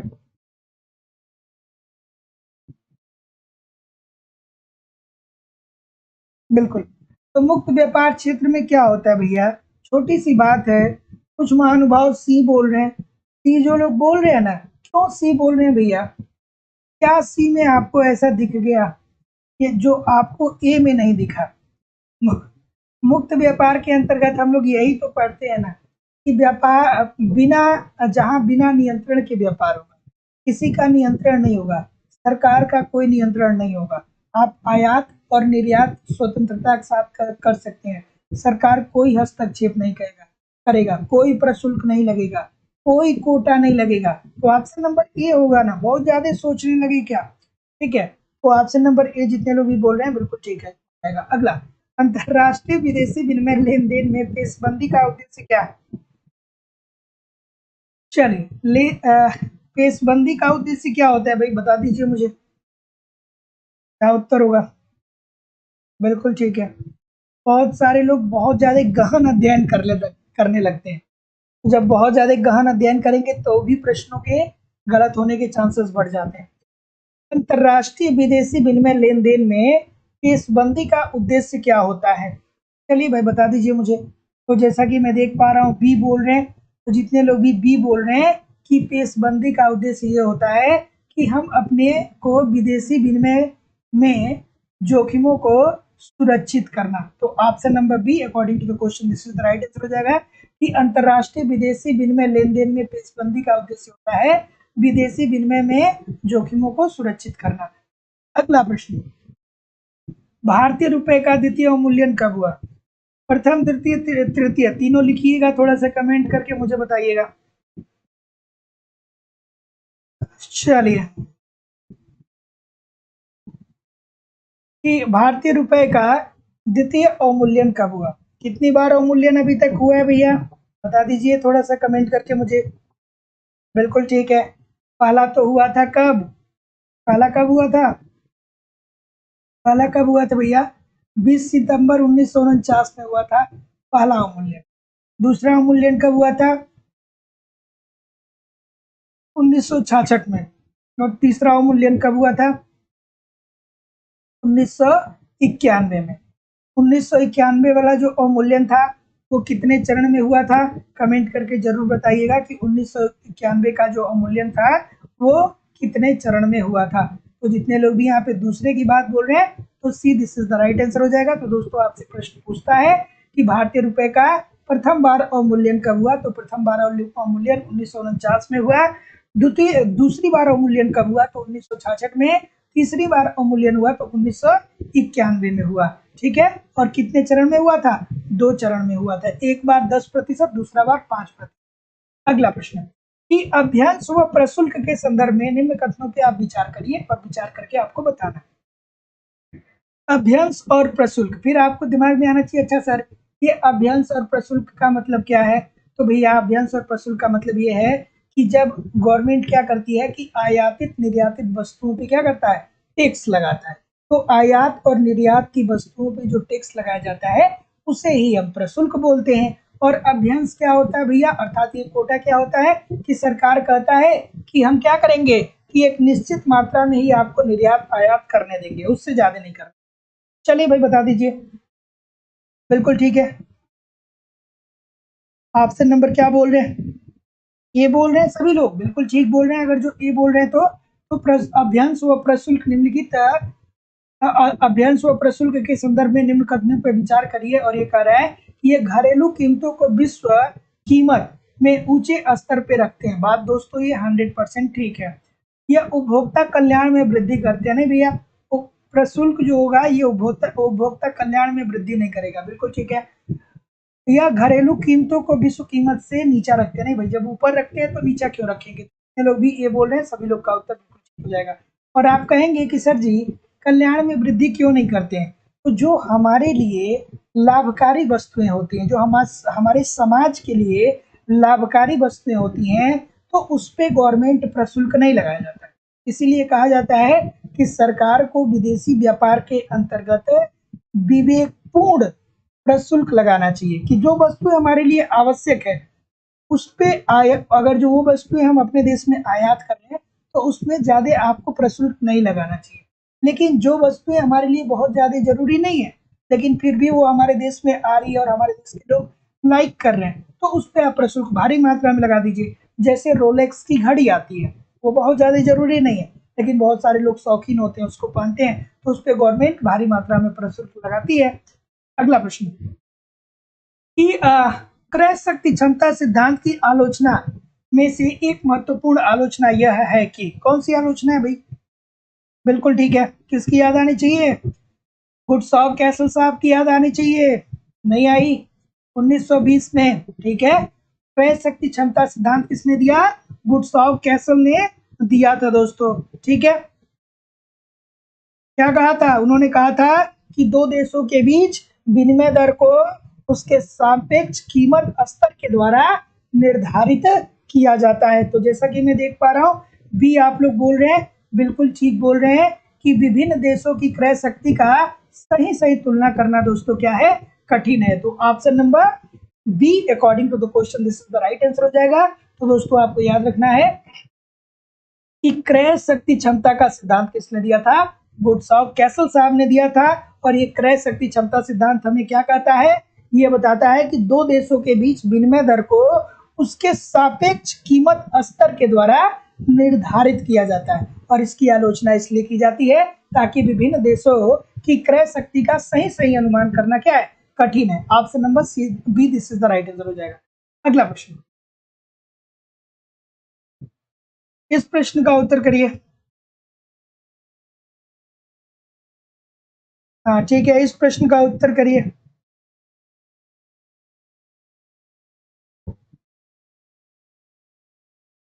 कि फर्मों के मध्य नैश संतुलन के लिए निम्नलिखित में से क्या सत्य है? चलिए भैया, नैश संतुलन की बात आ रही है और जितने लोग भी अभी तक चैनल को सब्सक्राइब नहीं किए हैं, चैनल को आप जरूर सब्सक्राइब कर लीजिए। रोज 7 बजे आपकी क्लास होती है, ठीक है। क्या उत्तर आ जाएगा भैया? नैश संतुलन की बात हो रही है। अब आपको दोस्तों यहाँ पे कॉन्सेप्ट पढ़ना पड़ेगा क्योंकि बहुत इंपॉर्टेंट प्रश्न है। और अगर जो आपके कॉन्सेप्ट क्लियर है तो आप कर पाएंगे, नहीं क्लियर है तो नहीं कर पाएंगे। तो फर्मों के मध्य नैश संतुलन के लिए निम्नलिखित में से कौन सा एक सत्य है? तो इसमें फर्में एक दूसरे से सहयोगी नहीं होती है। नहीं भैया, इसमें फर्में जो होती हैं वो एक दूसरे से सहयोगी होती नहीं होती है, ठीक है। ये सत्य पूछ रहा है ना, तो ये बोल रहा है कि नैश फर्मों के मध्य नैश संतुलन के लिए कौन सी बातें सही है? तो बात ये सही है कि इसमें जो फर्म होती है एक दूसरे के लिए सहयोग का कार्य नहीं करती है। तो ऑप्शन नंबर जितने लोग भी बोल रहे हैं सभी लोग का उत्तर यहाँ पे बिल्कुल ठीक है।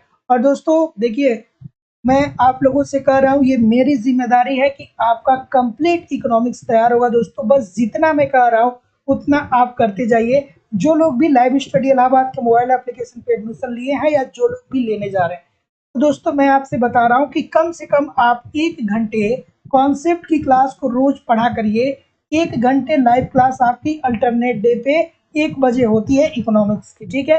साथ ही साथ दोस्तों, अगर जो मान लीजिए कि आप लाइव क्लासेस नहीं ज्वाइन कर पाते हैं तो उसकी वीडियो रिकॉर्डिंग भी होगी और रिकॉर्डेड क्लास भी आप देख सकते हैं। वहाँ पे पूरी कंप्लीट इकोनॉमिक्स की नोट्स दी जा रही है। कम से कम रोज 40 मिनट नोट्स को पढ़िए। वहाँ पे बहुत सारे टेस्ट सीरीज आपको दिए जा रहे हैं। रोज एक टेस्ट सीरीज को अटेम्प्ट करिए और एक प्रीवियस क्वेश्चन पेपर को देखिए। वहाँ पे ये सारी चीजें उपलब्ध कराई जा रही हैं। तो यूपी टीजीटी पीजीटी के लिए अलग बैच है, झारखंड टीजीटी पीजीटी के लिए बिल्कुल अलग बैच है दोस्तों। और ईमानदारी से आप लोग लगे रहेंगे तो सब कुछ आपका कवर हो जाएगा। एडमिशन ओपन है, एडमिशन की फीस केवल और केवल 2000 रुपया दोस्तों। तो 2000 रुपया आपको इस नंबर पे पेमेंट करना होगा, गूगल पे, फोन पे या पेटीएम के माध्यम से। और इसका स्क्रीनशॉट आपको इसी व्हाट्सएप नंबर पे सेंड करना होगा। कोई भी इंक्वायरी होगी तो इस नंबर पे आप मुझे कॉल कर सकते हैं या व्हाट्सएप मैसेज कर सकते हैं। चलिए इस प्रश्न का उत्तर करिए। तो जिस प्रकार स्वतंत्र व्यापार प्रचुर साधन की कीमत को बढ़ा देता है और दुर्लभ साधन की कीमत को घटा देता है, उसी प्रकार संरक्षण क्या करता है? चलिए भैया, तो संरक्षण क्या करता है? तो जैसा कि मैं देख पा रहा हूँ कि आपका उत्तर क्या आ रहा है, ये आ रहा है ना। तो जितने लोग भी ये बोल रहे हैं कि दुर्लभ साधन की कीमत को ये बढ़ाता है तथा प्रचुर साधन की कीमत को ये घटाता है। अब आपको यहाँ पे दोस्तों पूरा कॉन्सेप्ट याद आना चाहिए कि अच्छा भैया ये किसकी बात कर रहा है। ये जिस प्रकार स्वतंत्र व्यापार प्रचुर साधनों की कीमत को बढ़ाता है, स्वतंत्र व्यापार से जो प्रचुर साधन होंगे उनकी कीमतों में जाहिर सी बात है वृद्धि होगी और दुर्लभ साधन की कीमतों को घटाता है। उसी प्रकार से अगर जो संरक्षण प्रोवाइड कराया जाएगा दोस्तों, तो जो दुर्लभ साधन होंगे उनकी कीमतों में वृद्धि होगी और प्रचुर साधन की कीमतों में कमी आएगी। तो जितने लोग भी क्या बोल रहे हैं, ये बोल रहे हैं, बिल्कुल ठीक है। अब आपको यहाँ पे सारी चीजें संरक्षण से याद आना चाहिए। बिल्कुल ठीक है, इस प्रश्न का उत्तर करिए, क्या उत्तर होगा?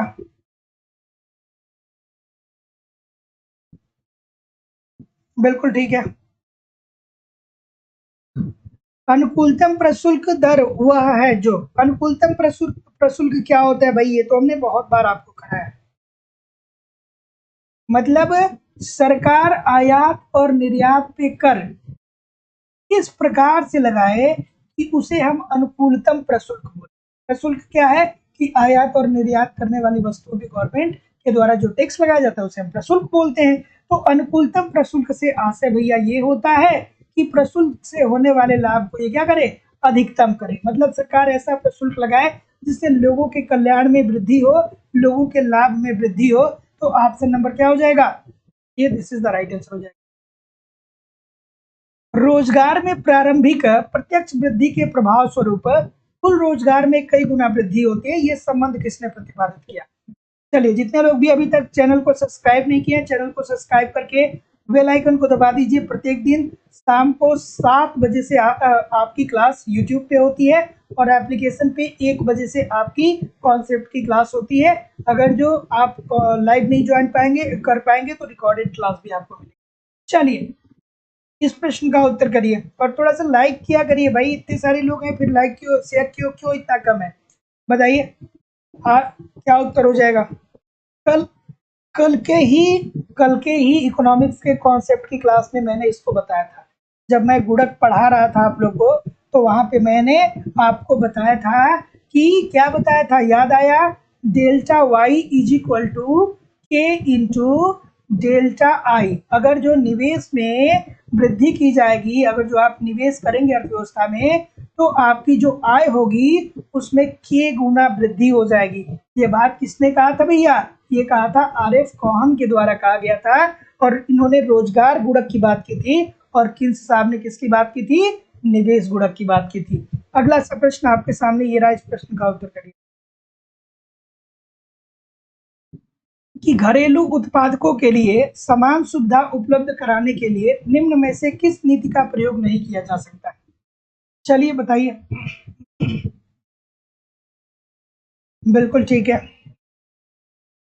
और कल से हम लोग दोस्तों एप्लीकेशन पे त्वरक पढ़ेंगे, तो जो लोग भी एडमिशन लिए हैं कल 1 बजे एप्लीकेशन पे जरूर ज्वाइन कर लीजिएगा, या जो लोग भी एडमिशन लेने वाले हैं कल 1 बजे आपकी क्लास होगी एप्लीकेशन, त्वरक हम लोग पढ़ेंगे। क्या उत्तर हो रहा है भाई इस प्रश्न का कि घरेलू उत्पादकों के लिए समान सुविधा उपलब्ध कराने के लिए निम्न में से किस नीति का प्रयोग नहीं किया जा सकता है? तो जैसा कि मैं देख पा रहा हूँ, बिल्कुल ठीक है, जैसा कि मैं देख पा रहा हूँ, क्या उत्तर आ रहा है भाई? तो जितने लोग भी किसकी बात बोल रहे हैं? सी की बात बोल रहे हैं, कुछ लोग डी भी बोल रहे हैं, कुछ लोग सी, कुछ लोग डी, बहुत सारी विविधता आ रही भाई। थोड़ा सा आराम से इस प्रश्न का उत्तर करिए, बहुत सारे लोग गलत कर रहे हैं। तो जितने लोग भी डी बोल रहे हैं सबका उत्तर बिल्कुल ठीक है, कि उत्पादन चुंगियों में कमी। तो घरेलू उत्पादकों के लिए समान सुविधा उपलब्ध कराने के लिए निम्न में से किस नीति का प्रयोग नहीं किया जा सकता है? तो उत्पादन चुंगियों में कमी के। Option number D according to the question this is the right answer हो जाएगा।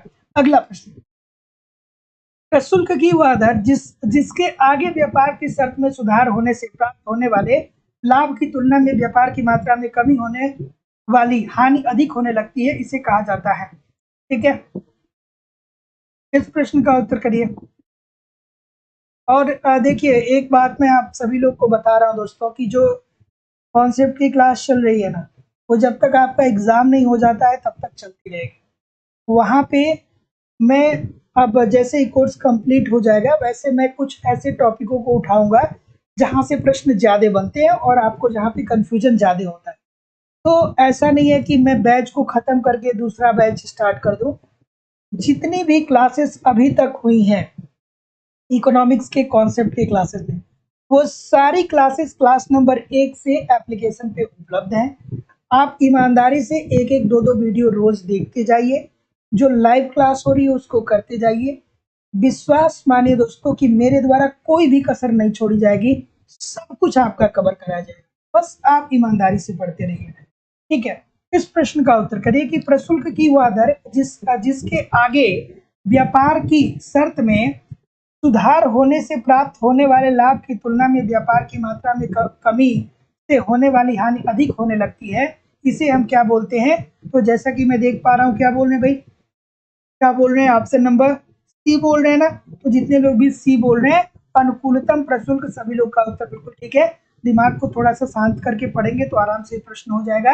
अभी हमने पिछले ही क्वेश्चन में अनुकूलतम प्रशुल्क को देखा है। तो प्रशुल्क की वह दर जिसके आगे व्यापार की शर्तों में सुधार, व्यापार की शर्त में सुधार कब होगा? तभी तो होगा जब अनुकूलतम प्रशुल्क लगेगा। सुधार होने से प्राप्त होने वाले लाभ की तुलना में व्यापार की मात्रा में कमी से होने वाली हानि अधिक होने लगती है, इससे अनुकूलतम प्रशुल्क। अगला प्रश्न, बबीता जी सारी क्लासेस जो है आपकी वीडियो वाले सेक्शन में है, ठीक है। वीडियो वाले सेक्शन में जब आप एप्लीकेशन को ओपन करेंगे तो वीडियो वाले सेक्शन में सारी क्लासेस एक क्रम से है, और जब लाइव क्लास हो जाता है तब 24 घंटे या 48 घंटे का टाइम लगता है वीडियो को एप्लीकेशन पे अपलोड होने का। तो अगर जो कल वाली क्लास की आप बात कर रहे हैं तो शायद अभी वो अपलोड नहीं हुआ होगा, अपलोड हो जाएगा, ठीक है। चलिए,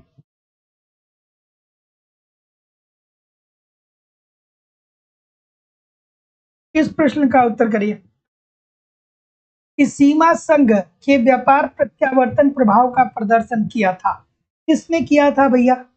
ऑप्शन नंबर जैसा कि मैं देख पा रहा हूं, बिल्कुल ठीक है, बिल्कुल ठीक है, बिल्कुल ठीक है। क्या उत्तर है रवि? ए आ रहा है, सभी लोग ये बोल रहे हैं।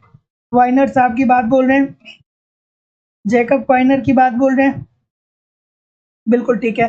तो जितने लोग भी ये बोल रहे हैं सीमा संघ के व्यापार प्रत्यावर्तन प्रभाव का प्रदर्शन जो किया था दोस्तों, ये जैकब वाइनर ने किया था दोस्तों। और इसके अंतर्गत दोस्तों कस्टमर यूनियन का जो सिद्धांत इन्होंने दिया था उसमें व्यापार निर्माण तथा व्यापार विचलन के रूप में उत्पादन, उपभोग तथा व्यापार पर कस्टमर यूनियन के प्रभावों का इन्होंने क्या किया था? विश्लेषण किया था। तो जितने लोग भी ऑप्शन नंबर ए बोल रहे हैं बिल्कुल ठीक है। लाइव क्लासेज 1 बजे जब आप ज्वाइन करेंगे तो लाइव वाला जो सेक्शन है वहां पे आपको मिलेगा, या होम पेज खोलेंगे तो वहां पे नीचे बॉटम में रेड कलर का आएगा लाइव क्लास गोइंग ऑन। अगला प्रश्न कि वह कौन सी विनिमय दर है जिसमें स्वर्णमान पर आधारित दो मुद्राओं में निहित वास्तविक स्वर्ण की तुलना निर्धारित की जाती है? अभी हमने इस प्रश्न को देखा था, इस प्रश्न को अभी हमने देखा था। क्या उत्तर होगा? चलिए बताइए। थोड़ा सा प्रश्न की प्रकृति अलग है बट इस प्रश्न को हमने देखा था। तो देखिए, वह कौन सी विनिमय दर है जिसमें स्वर्ण मान पर आधारित दो मुद्राओं में निहित वास्तविक स्वर्ण की तुलना निर्धारित की जाती है? तो ये भैया हो जाएगा स्वर्ण विनिमय मान, ठीक है। तो स्वर्ण विनिमय मान के अंतर्गत दोस्तों स्वर्ण पर आधारित दो मुद्राओं में निहित वास्तविक स्वर्ण की तुलना की जाती है। ऑप्शन नंबर बी बिल्कुल ठीक है। अगला, संरक्षण की आवश्यकता हमें क्यों होती है? भैया हमने अलेक्जेंडर हैमिल्टन और फ्रेडरिक लिस्ट को बहुत पढ़ा है, लेकिन ये उद्योगों की संरक्षण की बात नहीं हो रहा है। सॉरी, अलेक्जेंडर हैमिल्टन की बात नहीं हो रही है यहाँ पे, और फ्रेडरिक लिस्ट की बात नहीं हो रही है। हालांकि वो भी उद्योग से ही संबंधित है, लेकिन यहाँ पे दूसरी चीजों की बात हो रही है। ये भी उद्योग से ही संबंधित है। हाँ ठीक है। चलिए बताइए कि संरक्षण की आवश्यकता क्यों होती है? हमारे देश में संरक्षण की आवश्यकता क्यों है? फर्मों का संरक्षण क्यों किया जाता है? फर्मों का संरक्षण इसलिए किया जाता है ताकि दूसरे देश से जो वस्तुएं हमारे देश में आ रही हैं उसको हम कम कर सके या रोक सके, ताकि हमें विदेशी मुद्रा का ह्रास न हो। और साथ ही साथ में जो हम क्या कर सकें कि अपने देश में क्या करें कि अपने देश में उद्योग स्थापित करें, और उद्योग स्थापित करने में जो हमारी देश की मांग है उसकी पूर्ति हम खुद अपने ही उद्योगों के माध्यम से कर ले। मतलब हम विदेश से वस्तुओं को न लाएं, हम अपने देश में ही उद्योगों को स्थापित करें और उसी से जो हमारे देश की मांग है उसकी पूर्ति कर ली जाए। इससे क्या होगा कि हमें विदेशी मुद्रा की हानि नहीं होगी। तो जितने लोग भी क्या बोल रहे हैं, बी बोल रहे हैं, ठीक बोल रहे हैं। अगला, इस प्रश्न का उत्तर करिए।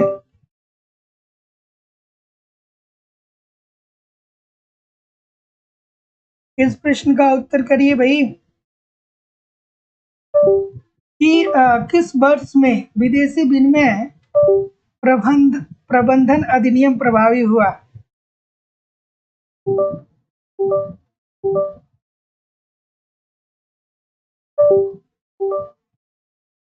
क्लास पे ध्यान दीजिए। हर जगह लड़के बदमाशियां करते हैं, हमारे क्लास में लड़कियां ही ज्यादा बदमाशियां करती है ना। हमारे क्लास में जो भी लड़के हैं वो बहुत शांत रहते हैं, लेकिन जो बदमाशियां होती है वो लड़कों की तरफ से होती है, लड़कियों की तरफ से होती है, ठीक है। इस प्रश्न का उत्तर करिए, क्या उत्तर आ रहा है?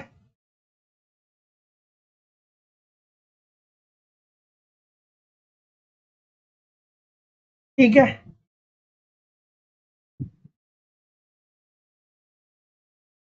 कि किस वर्ष में विदेशी विनिमय प्रबंध अधिनियम प्रभावी हुआ? तो जैसा कि मैं देख पा रहा हूं, क्या उत्तर आ रहा है भाई? ऑप्शन नंबर क्या बोल रहे हैं? बिल्कुल ठीक है, क्या उत्तर आ रहा है? बी आ रहा है। तो जितने लोग भी बी बोल रहे हैं, 2000 की बात कर रहे हैं, सभी लोग का उत्तर यहाँ पे बिल्कुल ठीक है। किस वर्ष में विदेशी विनिमय प्रबंधन अधिनियम प्रभावी हुआ? तो ये हुआ प्रभावी भैया 2000 में। ये किसकी बात कर रहा है?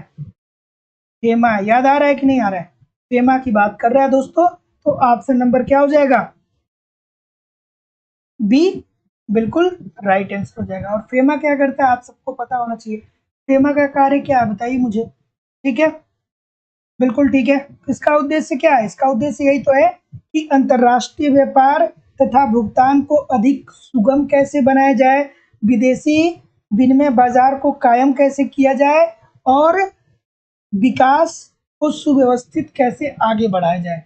यही तो इसका उद्देश्य होता है। अगला प्रश्न, इस प्रश्न का उत्तर करिए कि अवमूल्यन की क्रिया से क्या होता है? अवमूल्यन की क्रिया से क्या होता है? बिल्कुल ठीक है, इस प्रश्न का उत्तर करिए।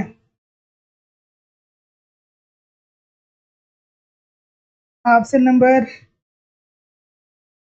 अवमूल्यन की क्रिया से क्या होगा भाई? बच्चों वाली बात है। तो आयात जो हो जाएगा महंगा हो जाएगा। बिल्कुल ठीक है। अवमूल्यन के अंतर्गत दोस्तों क्या होता है कि यही तो होता है कि मुद्रा के बाह्य मूल्य में अन्य देशों की मुद्राओं की अपेक्षा जो होती है वो कमी आ जाती है, और उससे हमारा आयात जो होता है वो महंगा हो जाता है, निर्यात जो होता है वो सस्ता हो जाता है। बच्चों वाली बात थी। अगला प्रश्न, कस्टमर यूनियन अर्थात तटकर संघ द्वारा व्यापार सृजन एवं व्यापार विवर्तन प्रभावों से संबंधित नाम कौन सा है? बिल्कुल ठीक है, बिल्कुल ठीक है, इस प्रश्न का उत्तर करिए। चलिए, क्या उत्तर होगा भाई?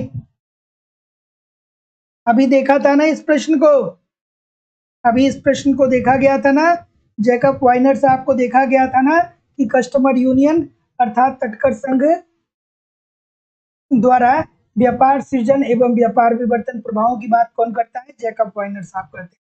अगला प्रश्न, भारत में वर्तमान विदेशी विनिमय दर प्रणाली को कहा जाता है? चलिए भाई, भारत में जो वर्तमान विदेशी विनिमय दर प्रणाली है उसको हम क्या बोलते हैं? अच्छा सा प्रश्न है भाई, बता दीजिए। ऑप्शन नंबर, तो आपको पता होना चाहिए कि भैया विनिमय दर क्या होता है। सबसे पहले तो ये पता होना चाहिए कि विनिमय दर क्या होता है। तो विदेशी विनिमय दर दोस्तों आपको पता होना चाहिए कि विदेशी विनिमय दर वह दर होता है जिस पर किसी देश की मुद्रा की एक इकाई को दूसरे देश की मुद्रा की एक इकाई से परिभाषित किया जाता है। ठीक है, तो ऑप्शन नंबर क्या हो जाएगा कि भारत में जो है दोस्तों वो प्रतिबंधित तैरती विनिमय दर प्रणाली है। ऑप्शन नंबर डी जितने लोग भी कर रहे हैं सभी लोग का उत्तर बिल्कुल ठीक है कि भारत में वर्तमान विदेशी विनिमय दर प्रणाली को कहा जाता है प्रतिबंधित तैरती विनिमय दर। अगला, LERMS का पूरा रूप क्या है? चलिए बता दीजिए, ये प्रश्न अक्सर आपके एग्जाम में पूछा जाता है। LERMS का पूरा रूप है, तो जैसा कि मैं देख पा रहा हूं,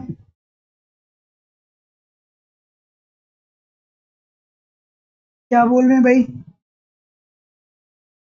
liberalised exchange rate management system. Option number B ना कि ए।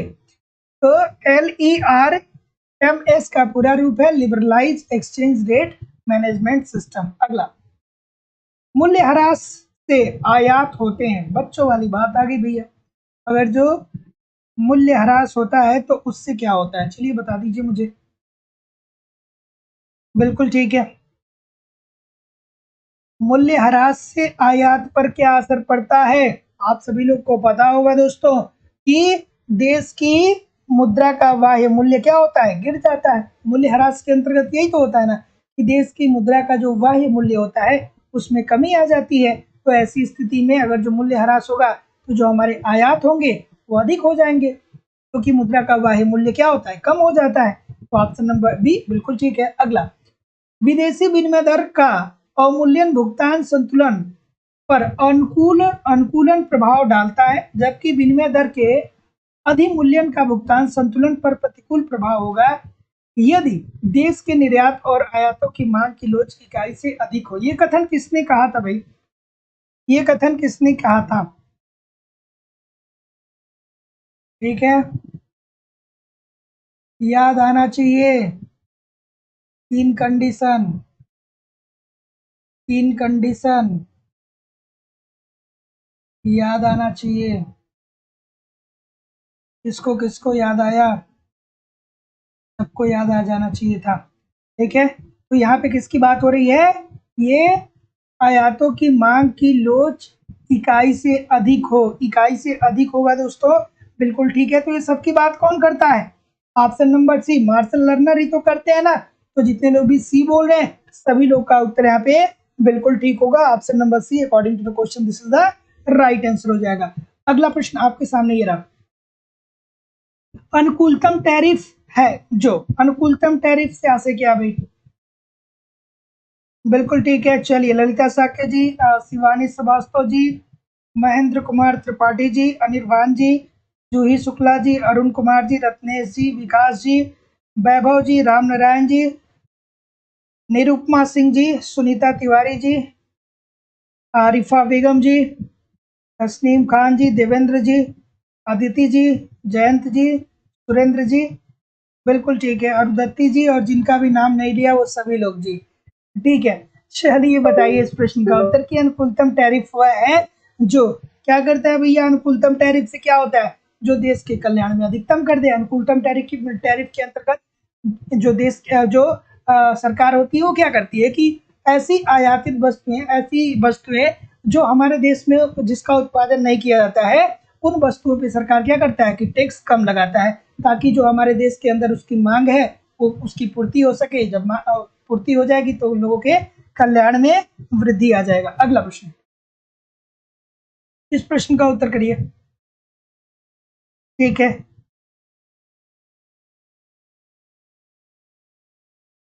इस प्रश्न का उत्तर करिए कि शिशु का पालन करो, बालक की रक्षा करो और युवक को स्वतंत्र छोड़ दो। निम्नलिखित में से किस अर्थशास्त्री ने इस कथन को व्यक्त किया? बिल्कुल ठीक है, बिल्कुल ठीक है। तो किसने कहा भैया? ऑप्शन नंबर डाल्टन साहब होंगे। ऑप्शन नंबर सी बिल्कुल ठीक है। जितने लोग भी सी जाएंगे, कितने लोग जाएंगे? कोई नहीं जाएगा। बिल्कुल ठीक है। तो ये बात जो कही थी वो शिशु उद्योग संरक्षण के अंतर्गत अलेक्जेंडर हैमिल्टन और फ्रेडरिक लिस्ट के द्वारा कहा गया था।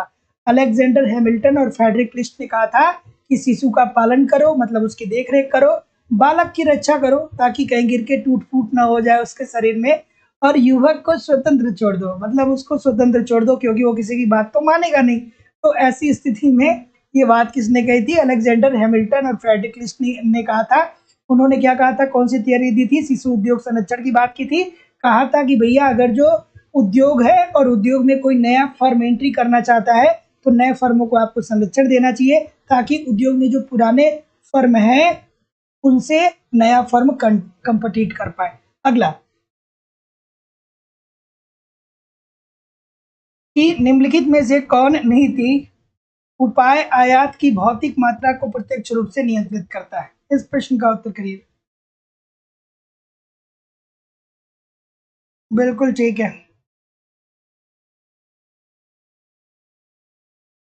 निम्नलिखित में से कौन नीति उपाय आयात की भौतिक मात्रा को प्रत्यक्ष रूप से नियंत्रित करता है? चलिए, क्या उत्तर होगा भाई? जैसा कि मैं देख पा रहा हूं, किसकी बात कर रहा है भाई? प्रत्यक्ष रूप से बात कर रहा है। प्रत्यक्ष रूप से मतलब हम कोटा लगा देंगे, हम कह देंगे कि भैया 5,000 टन लेंगे या 5,000 करोड़ रुपए की वस्तु लेंगे, इससे ज़्यादा नहीं लेंगे, तो भैया प्रत्यक्ष रूप से नियंत्रण हो गया कि नहीं हो गया? मतलब आप जितना चाहेंगे उतना नहीं कर पाएंगे। अगला कि विनिमय दर को ऊंचा टाँगने का अर्थ क्या है? बहुत गलतियां होती है, बच्चों वाले प्रश्न है लेकिन बहुत गलतियां होती है। विनिमय दर को ऊंचा टाँगने का अर्थ क्या है भाई, बता दीजिए मुझे। ऑप्शन नंबर, बिल्कुल ठीक है।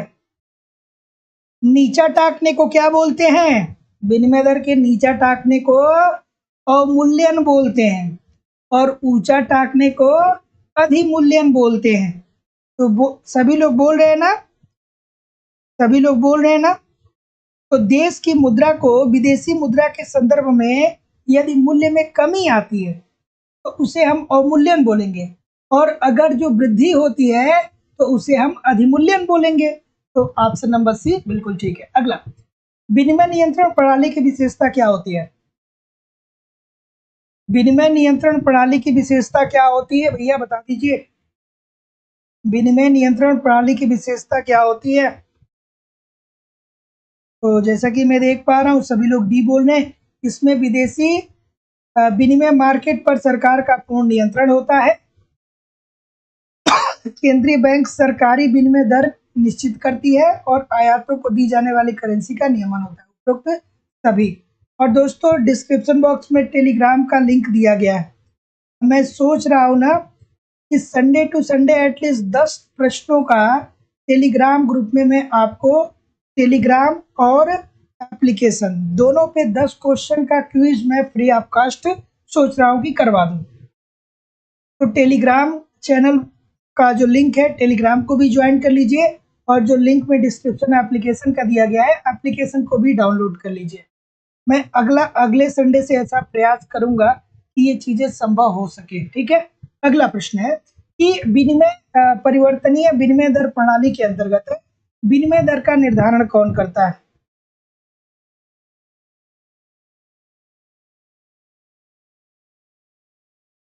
अभी चौधरी जी पूछ रहे सर टेस्ट में कहाँ से क्वेश्चन रखते हो, बहुत डिफिकल्ट होते हैं। जितने लोग भी टेस्ट दिए हैं सभी लोग को टेस्ट डिफिकल्ट लग रहा है क्या? इतने सारे लोग टेस्ट दे रहे हैं एप्लीकेशन पे, सभी लोगों को, जो लोग भी टेस्ट दे रहे हैं आप सभी लोग को टेस्ट डिफिकल्ट लग रहा है क्या, जैसा कि एक लोग बोल रहे हैं? तो मैं आपसे बता दूं कि मैं टेस्ट पेपर जब तैयार करता हूं तो मैं ये प्रयास करता हूं कि थोड़ा सा स्टैंडर्ड को बढ़ाया ही जा सके। और जैसे पीजीटी का जो स्टैंडर्ड है वो अब ये देखा जा रहा है कि पीजीटी जो है वो अपने आप को धीरे धीरे अपग्रेड कर रहा है और यूजीसी नेट के कुछ लेवल के कुछ क्वेश्चनों को भी पूछ रहा है। तो अगर जो केवल मैं वन लाइनर का टेस्ट सीरीज आपके लिए तैयार कर दूं तो ये थोड़ा सा मुझे लगेगा कि नाइंसाफी हो जाएगी इस वैकेंसी के लिए। तो मैं प्रयास करता हूं कि बहुत ही संतुलित और बैलेंस पेपर बनाया जाए, और मैं विश्वास से कह रहा हूं कि जो टेस्ट आप दे रहे हैं, पीजीटी का जो टेस्ट मैंने तैयार करके आपको दिया है उससे उससे ज्यादा लेवल का प्रश्न आपके पेपर में नहीं पूछा जाएगा। ये मान के आप चलिए, उतना अगर जो आप उतना तक बेहतर तरीके से कर पा रहे हैं तो आप बहुत अच्छा कर ले जाएंगे। ठीक है। जो टेस्ट मैं आपको करवा रहे हूँ अगर जो आप उतना ठीक ठाक कर ले जा रहे हैं तो आप बेस्ट कर सकते हैं। और थोड़ा सा मैं जानबूझ के थोड़े से प्रश्नों को कठिन डालता हूँ। अब मैं डाल दूं कि ये बताइए कि क्रय शक्ति समता सिद्धांत किसने दिया था? अर्थशास्त्र का जनक किसे कहा जाता है? एक्सरोनिन ने कौन सा सिद्धांत दिया? हैबरलर ने कौन सा सिद्धांत दिया? ठीक है। रेगनर नर्स ने कौन सा सिद्धांत दिया? तो ये प्रश्न आपके टेस्ट पेपर में आपको देखने में अच्छे लगेंगे कि हाँ सर ये प्रश्न आते हैं, लेकिन ये प्रश्न सबको पता है ना? इस प्रश्न को थोड़ा सा और अपग्रेड करते हुए आपका टेस्ट पेपर बनाया जाता है। ठीक है। तो चीजें मेरे हिसाब से आपको वो दी जाती हैं जिससे आपको कुछ सीखने को मिले। चलिए आगे मूव करते हैं कि परिवर्तनीय विनिमय दर प्रणाली के अंतर्गत विनिमय दर का निर्धारण करता है। तो जैसा कि मैं देख पा रहा हूँ क्या उत्तर आ रहा है भाई? सी आ रहा है। तो जितने लोग भी सी बोल रहे हैं कि विनिमय दर का निर्धारण मांग व पूर्ति की शक्तियों के आधार पे होता है, एक लाइन की बात है, हमेशा याद रखिएगा, ये हर जगह लागू हो जाता है, ठीक है। तो परिवर्तनीय विनिमय दर प्रणाली के अंतर्गत विनिमय दर का निर्धारण मांग व पूर्ति की शक्तियों के आधार पर होता है। अगला प्रश्न आपके सामने ये रहा, टोबिन कर संबंधित है। जेम्स टोबिन ने दिया था भैया, टोबिन टैक्स की बात किसने किया था? जेम्स टोबिन ने दिया था। टोबिन कर किसने दिया था? जेम्स टोबिन ने दिया था। चलिए इस प्रश्न का उत्तर करिए। ऑप्शन नंबर, बिल्कुल ठीक है, बिल्कुल ठीक है, बिल्कुल ठीक है। ऑप्शन नंबर जैसा कि मैं देख पा रहा हूं, क्या बोल रहे हैं? बिल्कुल सी बोल रहे हैं ना। तो जितने लोग भी सी बोल रहे हैं, विदेशी मुद्रा हस्तांतरण से, सभी लोग का उत्तर बिल्कुल ठीक है। तो टोबिन कर की बात कौन करता है? जेम्स टोबिन बोलते हैं। तो जितने लोग भी सी बोल रहे हैं कि विदेशी मुद्रा हस्तांतरण से, सभी लोग का उत्तर बिल्कुल ठीक है। अगला, क्रय शक्ति समता सिद्धांत, ये सबको पता होगा भाई, इजी सी बात है। किसने दिया था, क्या कहा था? क्रय शक्ति समता सिद्धांत के अंतर्गत दोस्तों क्या होता है? दो देशों की मुद्राओं के बीच विनिमय दर का निर्धारण होता है। यही तो होता है ना, क्रय शक्ति समता सिद्धांत के अंतर्गत दो देशों की मुद्राओं के बीच क्या होता है दोस्तों? उनकी क्रय शक्ति का इवेल्युएशन करवाया जाता है। सॉरी, मैंने थोड़ा सा उल्टा बोल दिया। दो देशों की मुद्राओं के बीच विनिमय दर का निर्धारण उसकी क्रय शक्ति की समता के आधार पे करवाया जाता है। तो जितने लोग भी क्या बोल रहे हैं, गुड्स जी कैसल साहब, सभी लोग का उत्तर यहाँ पे बिल्कुल ठीक हो जाएगा। अगला, हवाला क्या है भैया? लोग बोलते हैं कि बहुत हवाला दे रहे हो। चलिए हवाला क्या होता है बताइए इस प्रश्न का उत्तर। हवाला क्या होता है, इस प्रश्न का उत्तर बताइए। हवाला क्या होता है? ऑप्शन नंबर, बिल्कुल ठीक है। तो जितने लोग भी क्या बोल रहे हैं, सी बोल रहे हैं, सी बोल रहे हैं, सभी लोग सी बोल रहे हैं। बहुत सही, सी वालों के लिए एक बार तालियां बजा दीजिए सभी लोग। सी वालों के लिए एक बार तालियां सभी लोग बजा दीजिएगा भैया। तो जितने लोग भी सी बोल रहे हैं, सभी लोग गलत हैं। ऑप्शन नंबर बी, विदेशी विनिमय का अवैधानिक लेन देन जो होता है दोस्तों, वो हवाला कहलाता है। तो ऑप्शन नंबर क्या होता है? B, according to the question this is the right answer हो जाएगा। तो हवाला क्या है? विदेशी विनिमय का अवैधानिक लेन देन, मतलब जो विधि के अनुसार ना हो। अगला प्रश्न, कोई भी आपके सामने नहीं है, लेकिन कहीं भी जाइएगा नहीं दोस्तों। सभी लोगों से निवेदन है कि आप लोग कमेंट करके बताइए कि कितने प्रतिशत प्रश्न आपके सही हुए आज के सेशन में। और इकोनॉमिक्स की जो हमारी दूसरी क्लास होती है दोस्तों, वो लाइव स्टडी इलाहाबाद के मोबाइल एप्लीकेशन पे होती है। डिस्क्रिप्शन बॉक्स में एप्लीकेशन का लिंक दिया गया, वहां पे ज्वाइन कर लीजिए। ए टू जेड इकोनॉमिक्स के सारे कॉन्सेप्ट आपको पढ़ाए जा रहे हैं। झारखंड टीजीटी पीजीटी का अलग बैच है, यूपी टीजीटी पीजीटी का अलग बैच है। वहां पे आपको लाइव क्लासेस भी मिलता है, और इन केस लाइव क्लास नहीं देख पाते हैं तो रिकॉर्डेड वीडियो भी वहां पे आपको एक क्रम से मिलती है। ए टू जेड इकोनॉमिक्स के सारे कॉन्सेप्ट दोस्तों आपको लाइव स्टडी इलाहाबाद के मोबाइल एप्लीकेशन पे पढ़ाए जा रहे हैं। साथ ही साथ दोस्तों आपको ए टू जेड इकोनॉमिक्स के सभी नोट्स दिए जा रहे हैं, ताकि अपना आप बार बार रिवीजन कर लीजिए सिंपल, सटीक और साधारण भाषा में। इसके अतिरिक्त बहुत सारे नोट्स, बहुत सारे टेस्ट सीरीज दिए जा रहे हैं, जिसके माध्यम से आप टेस्ट देंगे, आपको पता चल पाएगा कि आपके एग्जाम में किस प्रकार के प्रश्न बनते हैं और आपकी एग्जाम की तैयारी कैसी चल रही है। प्रीवियस ईयर क्वेश्चन पेपर भी आपको मिल जाएंगे और करंट भी कवर करा दिया जाएगा, मतलब सब कुछ मेरे द्वारा दिया जाएगा।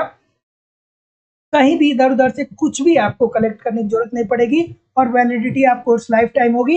इट मीन एक बार एडमिशन लेंगे तो आप हमारे साथ तब तक बने रहेंगे जब तक आपका सिलेक्शन हो नहीं जाता है। आगामी जितने भी परीक्षाएं हैं, एलटी की, जीआईसी की, असिस्टेंट प्रोफेसर की, हमेशा आप हमारे साथ बने रहेंगे।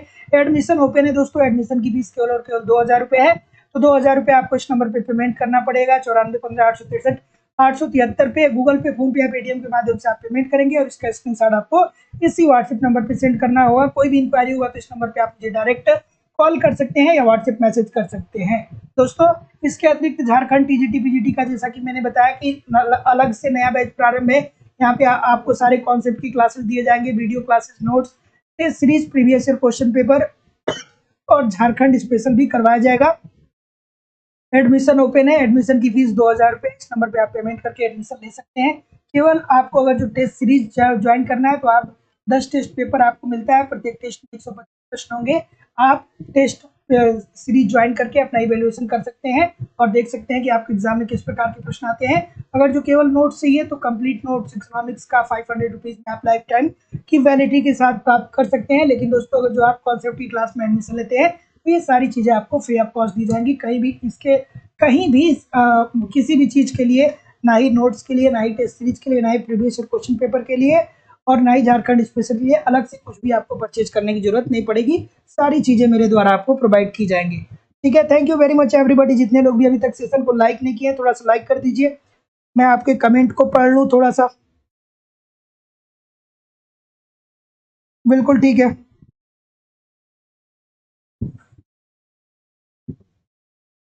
चलिए, ललिता साक्य जी, अदिति जी, अनिल जी, दीक्षा जी, तस्नीम जी, मीनू जी, जूही जी, रश्मि तिवारी जी, अफजल हसन जी, चंद्रजीत जी, निरुपमा जी, मालती जी, सुनीता तिवारी जी, उर्मिला कुमारी जी, रंजू जी, रेणु जी, मौसम कुमारी जी, सोहन खुराना जी, सुमन जी, दीक्षा जी, जूही जी, रागिनी सिंह जी, देवेंद्र जी, अनिल जी, तस्नीम जी, वैभव सिंह जी, लाल बहादुर जी, अंकित जी, विकास कुमार जी, सुरेंद्र जी, चंद्रजीत जी, सीमा माथुर जी, अमरेश यादव जी, शिवानी जी, जयंत जी, अभिनंदन चौरसिया जी, सुमन जी, ठीक है, बबीता जी, जूही जी, रत्नेश जी, अरुधत्ती देवी जी, विकास जी, बिल्कुल ठीक है, Devendra ji, Abhi Chaudhary ji, Ranju ji, Vikas ji, thank you very much everybody, Rajesh Kumar ji, Ambika ji, ठीक है, thank you very much Ankita Yadav ji. देखिए, सभी लोगों से निवेदन है कि अब आपके पास जो समय बचा है दोस्तों, वो बहुत संतुलित समय बचा है। तो आप ऐसा न, बहुत सारे लोगों को मैं देखता हूँ ना कि वो गलत तरीके से पढ़ते हैं। मतलब जहाँ से एक प्रश्न बनने हैं वहाँ पे आप 10 पन्ने का कॉन्सेप्ट पढ़ेंगे तो अब आपका एग्जाम नज़दीक आने वाला है। तो स्मार्टली पढ़ना बहुत ज़रूरी है दोस्तों। क्या पढ़ना है ये आपको आना चाहिए, ठीक है। और बाकी जो लोग भी एडमिशन लिए हैं, मैं ईमानदारी से आपसे कह रहा हूँ दोस्तों कि आप क्लास नंबर 1 से लेकर जितनी भी क्लासेस वहाँ पे है और जो लाइव क्लासेस चल रही है उसको रिवाइज करते रहिए। और जो लोग भी नया एडमिशन लेने वाले हैं, कम से कम आप 1 घंटे की क्लास वहाँ पे रोज देखिए दोस्तों। 30 से 40 मिनट की क्लास होती है, 2 क्लास देखिए, 40 मिनट आप नोट्स को पढ़िए। टेस्ट सीरीज वहाँ पे एक आप जरूर दीजिए और एक प्रीवियस ईयर पेपर को देखिए, एक यूट्यूब पे क्लास को देखिए। सब कुछ कवर हो जाएगा, कुछ भी छूटने वाला नहीं है। मिलेंगे नेक्स्ट क्लास में दोस्तों, तब तक के लिए पढ़ते रहिए, आगे बढ़ते रहिए। जाते जाते वीडियो को लाइक और शेयर करते हुए जरूर जाइए। नमस्कार दोस्तों, धन्यवाद।